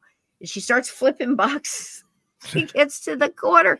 Her husband's yelling at her, what are you doing? What are you doing? He's like, I'm going to look. She opens the box. What do you think was in it? Yep. All the shot glasses. Yep. And they were apported there by these spirits in this bar.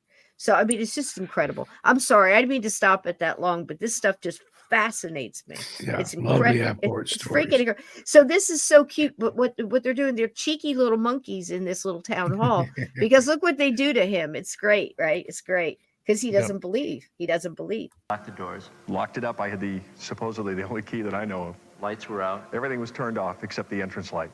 Yet when he returned, everything had changed. I came up to the room. All my stuff was gone. My whole gear, my sleeping bag, my knapsack. So I started looking around, came in this room here. Next thing I know, there it is in the judge's chair. After finding his sleeping bag, he noticed his TV set was also gone. After I retrieved my knapsack, I came over to the stairway here, and down at the bottom of the stairway was my monitor. Nothing wrong with it. It wasn't broken. It just looked like it had been placed down there. All night long, he heard footsteps when no one was there. Noises that no one was making, felt a presence that made his hair stand on end. Even though I was lying here on the floor, supposedly alone in the building, something told me that I wasn't alone. What he encountered was consistent with everything the police chief and his men had been quietly telling each other for years. They would find lights on in the building as they drove past and turn around and come back to check them, and the lights would be out. The sound of doors slamming has been a constant, unexplained noise for anyone who stayed alone in the town hall after dark. The cell door in the old basement police station has been a sobering reminder that Alton's most famous building is never quite empty. And the dogs. The stories about the police dogs are what spooks the town planner Glenn McLean most of all. The dog would want to respond to something upstairs.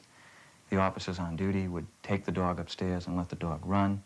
It would go down the main hall on the first floor of the building, hit the steps that lead to the second floor, go about 2 steps up and stop. The question of whose spirit occupies the town hall has never been answered. One story is that a city elder responsible for the town clock long ago was killed in the tower. Another concerns a woman named Sarah Glidden. Like witches of old, she's buried beneath granite in the town cemetery. Some think her spirit has escaped. In 1825, a lady by the name of Sarah Glidden, who was a resident of East Alton, was struck down on a clear day by lightning and was killed. This incident has been documented in the church record. Whatever walks the corridors of Alton Town Hall at night, the townsfolk either don't want to know or don't want to disturb it.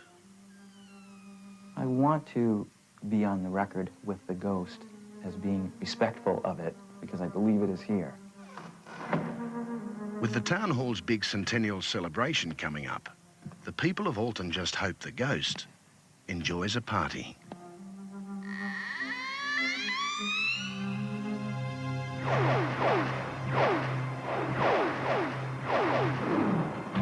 Julie Clark is an average girl.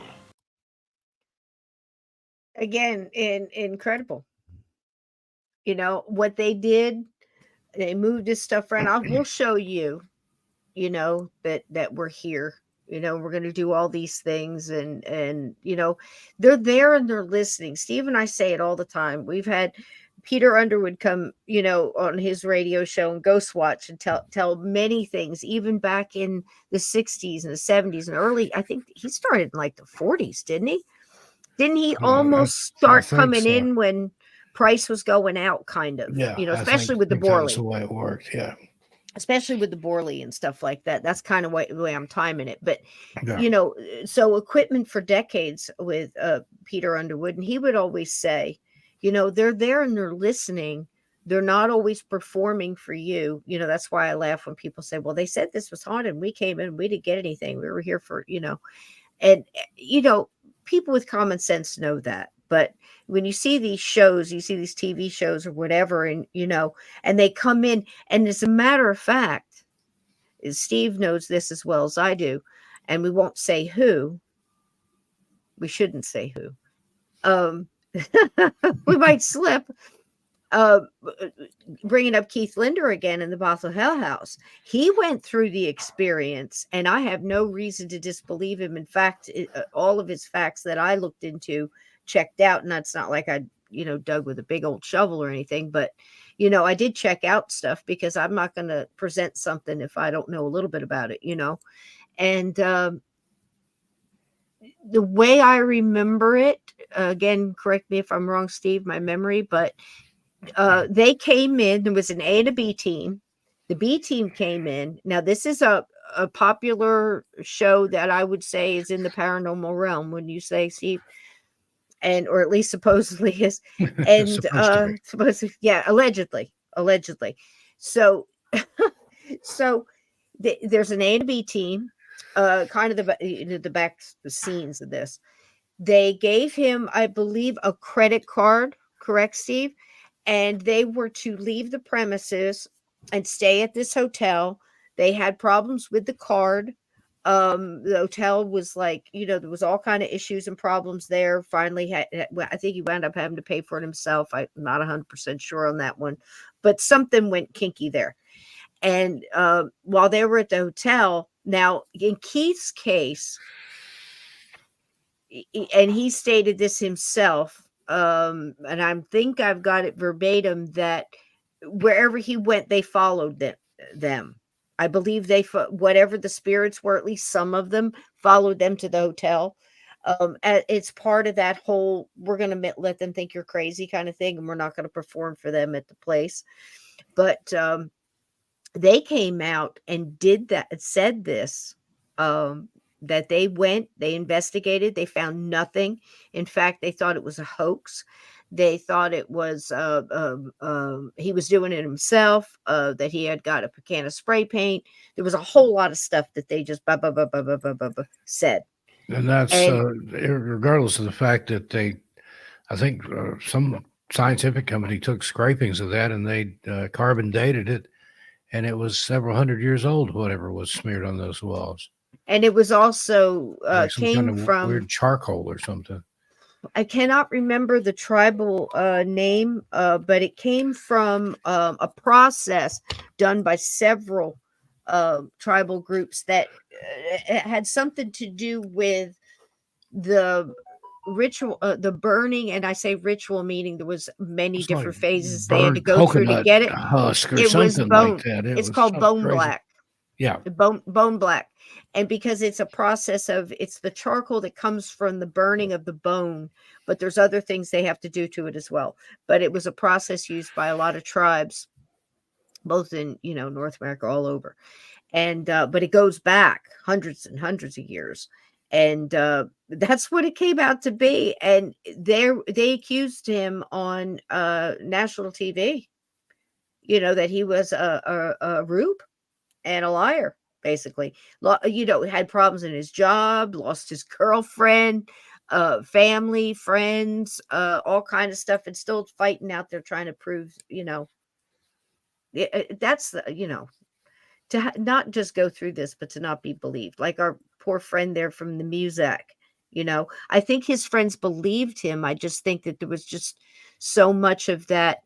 Um, I don't know. Maybe they were in a different state, like we said, or that, you weren't right down the block, could show up and go, let's get out of here. They did say he left and went to a hotel at one point, but he took all his, whatever was going on with him, It's scary stuff, man. I mean, it's nothing to play with. It's like I said, we saw between last night and tonight, we saw things from the dark and things from the light, right? So there's no dispute that these things go on, and some of them are of a bad energy and some of them are of good energy, but it's all supernatural.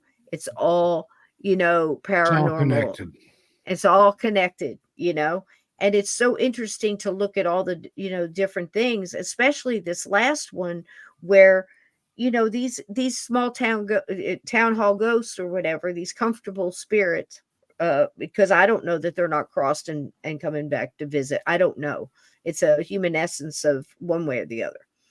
And they felt enough to come in and move his stuff around just to play jokes with him and prove their point. We're right here. And we question when we get that feather on our dashboard on a locked car after we needed a little sign from our guides or our angels or whoever's trying to help us out, to give us that little mile marker, that little atta girl, atta boy, keep going. I'm right here. I hear you. I'm listening. 1111. If you watch numbers, and again, Steve and I've said it 1,000 times, if you let them know out loud or even in your mind, in most cases, I believe that once they know you're paying attention and you're acknowledging that you're getting these, and you stop questioning it and you stop taking away these little gems in life of the butterfly and the puppy, that wasn't just for whoever was there taking that video, that That's for family. anybody that happens to see it. You see what I mean? And it's timing. It's the little things. And sometimes in rough times, we have to take all the little things and keep putting them in our bag of, whatever you want to call your bag, your survival gear, your bag of hope, your whatever, name it what you want to name it. But you got to carry this stuff around, all the little things that happen, because that's what's going to give you strength to get through the big stuff. And that's what's going to give you the strength to pull yourself out of any kind of pressure that all of this craziness puts on us with this energy. And that's going to help you dispel it. And it's going to help you get the strength to listen to yourself tell you that, okay, I think it's time for a quick meditation. I think it's time to listen to the crystal bowls or the frequencies. Pop that, if we still have that link for the show. Do you remember the name of it, Steve, from Midwest? The crystal bowls and the high frequencies, but we dropped it in the chat. Shiro Sounds. Yeah. I don't think I have the link up here anymore, but let me see. I can find it real quick. Yep. And we dropped it in the chat, and I did want to stop off and tell, again, and take nothing for granted. So many people are having it rough right now. People moving in together, finding their tribe, setting up situations they never thought they'd be in. But I'm going to tell you what, there's an answer for everything. It's one thing I'm a survival kind of chick. So I'll tell you right now, go to the dollar store. I'm talking to you. Go to the dollar store. You get yourself some 2 emergency blankets, the little silver ones. You go in there and you get you as many nuts and protein bars, jars of peanut butter, crackers. Spread your money. You go in there with $20 and drastically change your predicament. Get you some lard. Get you some more. Don't go for the sterno. It doesn't burn long enough, and you just spend $1. I dropped You that know? link in the chat again there. Chiro Sound. Thank She's you. got some amazing vibrational Get you some, raising stuff over there. Oh, Be sure to yeah, wonderful. subscribe. Thank She's you. got Go to like the craft less than section, get you 300 some subscribers. wire, and get you some wire, and either get you a can and put Crisco in it. You can hang it right on the rearview mirror, and it's just high enough. Crack a window over here, and that will warm that place up. You back that car up to a wall and break, so And have you you seen the break the things cold people do wind, with the little tea light change candles everything. and Mhm. the terracotta pots? The clay pots. You can The take the only clay problem is pots clay and pots are heat a kind of whole room. expensive. Yeah. They're kind of expensive. You don't have them kicking around. Hey, look, I'm If you not go to above Home tripping through Depot, somebody's they have them garden either. outside. They're free if you can outrun security. No, I'm just kidding. I was just said the same thing. You can go garden dipping. Nobody's paying attention to the garden right now if it's cold out there. And listen, you can pull yourself right up. Stay focused. Stay focused. Find out what you're going to do. Find a way to do it. Just stay right there and let And nothing you get in can your build way. an outdoor rocket stove out of, I think it's 3 or 4 cinder blocks Mhm. that you can put just little bits of tinder sticks and stuff in there, and it will produce an amazing amount of heat outside. You can't use it Yep. inside, but Yep. look I up did a it. cinder block rocket stove. Yep. Yep. You can do that. You can do all kinds of stuff to keep yourself going, keep your protein high because that'll keep your body warmth. And if you can't make it where you are, fill up that damn tank full of gas, put that car on the highway, and go someplace you can, because you can change your predicament by 100 miles. It makes all the difference in the world in some cases. Don't stay in a place that you got to fight hard to get back up. Go someplace that's going to be easier. You can always go back if you need to. That's my advice. I mean, I've had to do it. That comes from experience. But you can do a lot. Watch some videos on the thing. Watch some prepper stuff. There's some good stuff out there, and we're gonna pray for you. I'm praying for anybody that in need tonight. Anybody that's hurting. Listen, the miracles are out there. You got to find it. And like I said, I'm speaking from somebody who's been there more than once. It's like that jumping in the hole and saying, we know the way out. Been here. We know the way out. We got your back. You just stay with it. Don't let nothing get you down or get in your way. And that goes for anybody who needs to hear it tonight. I love y'all. Steve, I love you. How's Nick? Hi, Nick. Big hugs. She's doing good. She's resting tonight. She's been hard at work writing scripts the last couple of days. She's been doing an amazing job. Oh, yeah. Go check out that Yosemite video that we premiered earlier. It was good. Really, and really good video. I really liked the tips in there, too. I really did, And those can apply anywhere, not just in a national park. If you're going to be out in the woods, period, those can come in handy. Know before you go.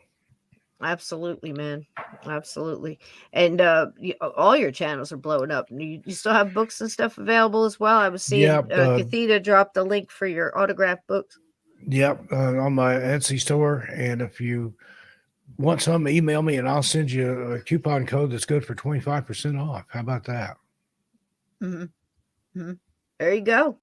Can't beat it, babe. Can't beat it. Well, another less fun than one. You spend on Amazon and signed and personalized by me, sent from me straight to you, and I ship worldwide. There you go. There you go. Well, it's another fun one, my friend. I'll tell you what. Yeah, I enjoyed it. The miracles, you can see them everywhere. That's why I picked a lot of different stuff. But never underestimate the things that can happen. Don't quit before your miracle happens. They always say, don't give up, and help yourself and do all those things are true. There's a lot of hard times out there, and it's hard to find that light sometimes. But by God, when you find it, don't talk yourself out of it. Take it. Take every bit you can get out of it, And I love y'all, and I love you, Steve. Drop the link there now. That's it's got the coupon attached to it. But if that doesn't work, just save 25 as the coupon code. 25% off my signed books over there. Enjoy.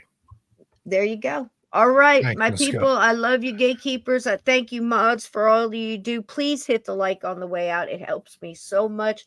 I thank all the new Come back and leave a subscribers. comment too. That helps get the algorithm Oh out yeah. there. Thank you so much. Yeah, we got to get it to where, people are suggesting it, stuff like that. And like I said, I know we're an acquired taste, but I appreciate it. Listen, I would do this for, one person out there that needed to hear it, and I think sometimes I have, you know what I mean? And it's been great because you never stop getting, hey, I needed to hear that at that time. And listen, it helps me too. I need to do this. I need to connect with you guys too, because it is, believe me, when the guy cuts me off on the road, the first thought I get is like, I do have a sledgehammer in the trunk, Horn broken, watch for finger. and then I gotta you know what I mean? I'm in Jersey, man. It can be, it can be an adventure. That's for sure. All right. Welcome, So Cricket Cinderella. She followed me over here from my premiere tonight. thank you for coming in, Cricket. I'm here every Monday night. Cisco, you're here, what, 2-3 nights a week? At least? Well, sometimes it seems like that long, but it's only 2 nights. Well, during Halloween, you ran for Halloween. 7, 8, 9, 10 nights. I It was was slinging. incredible. You know what? And I'll tell you what, I really like those automatic pilot ones too, where you could do something. I'll get lucky and find an old radio show or something and have fun, Yeah, and I'll just put it up do there some. and let it When we play. did Sleepy Hollow, had a blast. If you guys haven't seen that and you like the story, Yeah, I need to go back and watch that one. I love and that you've story. never heard it, listen, there is a place for audiobooks and things. And if you guys like to find a good reader, because everybody's attracted to Steve's wonderful voice, and we know that works, and it's something that you want to hear, and it's soothing, especially times where free stuff is cool too. Go to LibriVox.com and go try out a couple of readers. I mean, you can get everything from read to you from the Bible to Shakespeare. Yeah, But they've you got gotta a like huge selection over there. you gotta What like they the do, reader. they take books in the public domain, record them, and then release the recording. So those books will live forever. They won't It's get lost amazing. in obscurity. There's some real good stuff over It's there all that I've never volunteer. even heard of. Yeah, all volunteers. All Doesn't volunteer. cost And you anything to listen to it.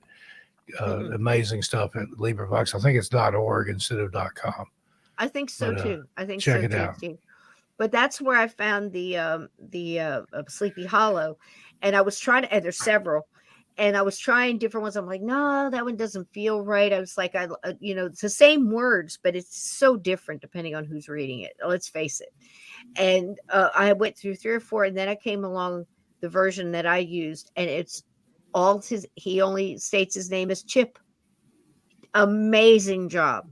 2006 he did it, and it's an absolutely amazing job. So go over there and listen to it just for that. But I did something cool to it, and I took from every Sleepy Hollow, from the books, from the gifts that they have on the movies, with the Johnny Depp version, the TV series Sleepy Hollow, Ichabod and the Toad, which was the original one.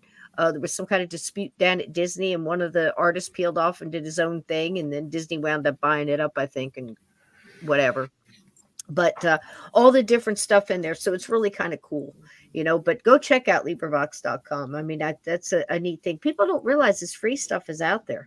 I mean, you want to hear a good audiobook, and you don't have And 25 also bucks. archive.org. They've got all kinds of stuff over there, movies, TV shows, stuff that you can watch, download for free that you may have never seen or haven't seen in a long time anyway. There you go. There you go. It's another way to save money. We're just churning out the gold here tonight, Steve. Honest to God, man. Between Crisco lard candles to, let me tell you something. You don't laugh. You get it now. Listen, I don't like to keep it in the container. I like to put it in something safer. Like if you can get one of those tin cans from the dollar store or whatever. And like Aunt Edna, I think in here was saying, Save your I coffee put a cans. tape. That's what I do. Yeah, either that, or your a vegetable can, or whatever, or just buy one of those cookie tins that are kind of tall.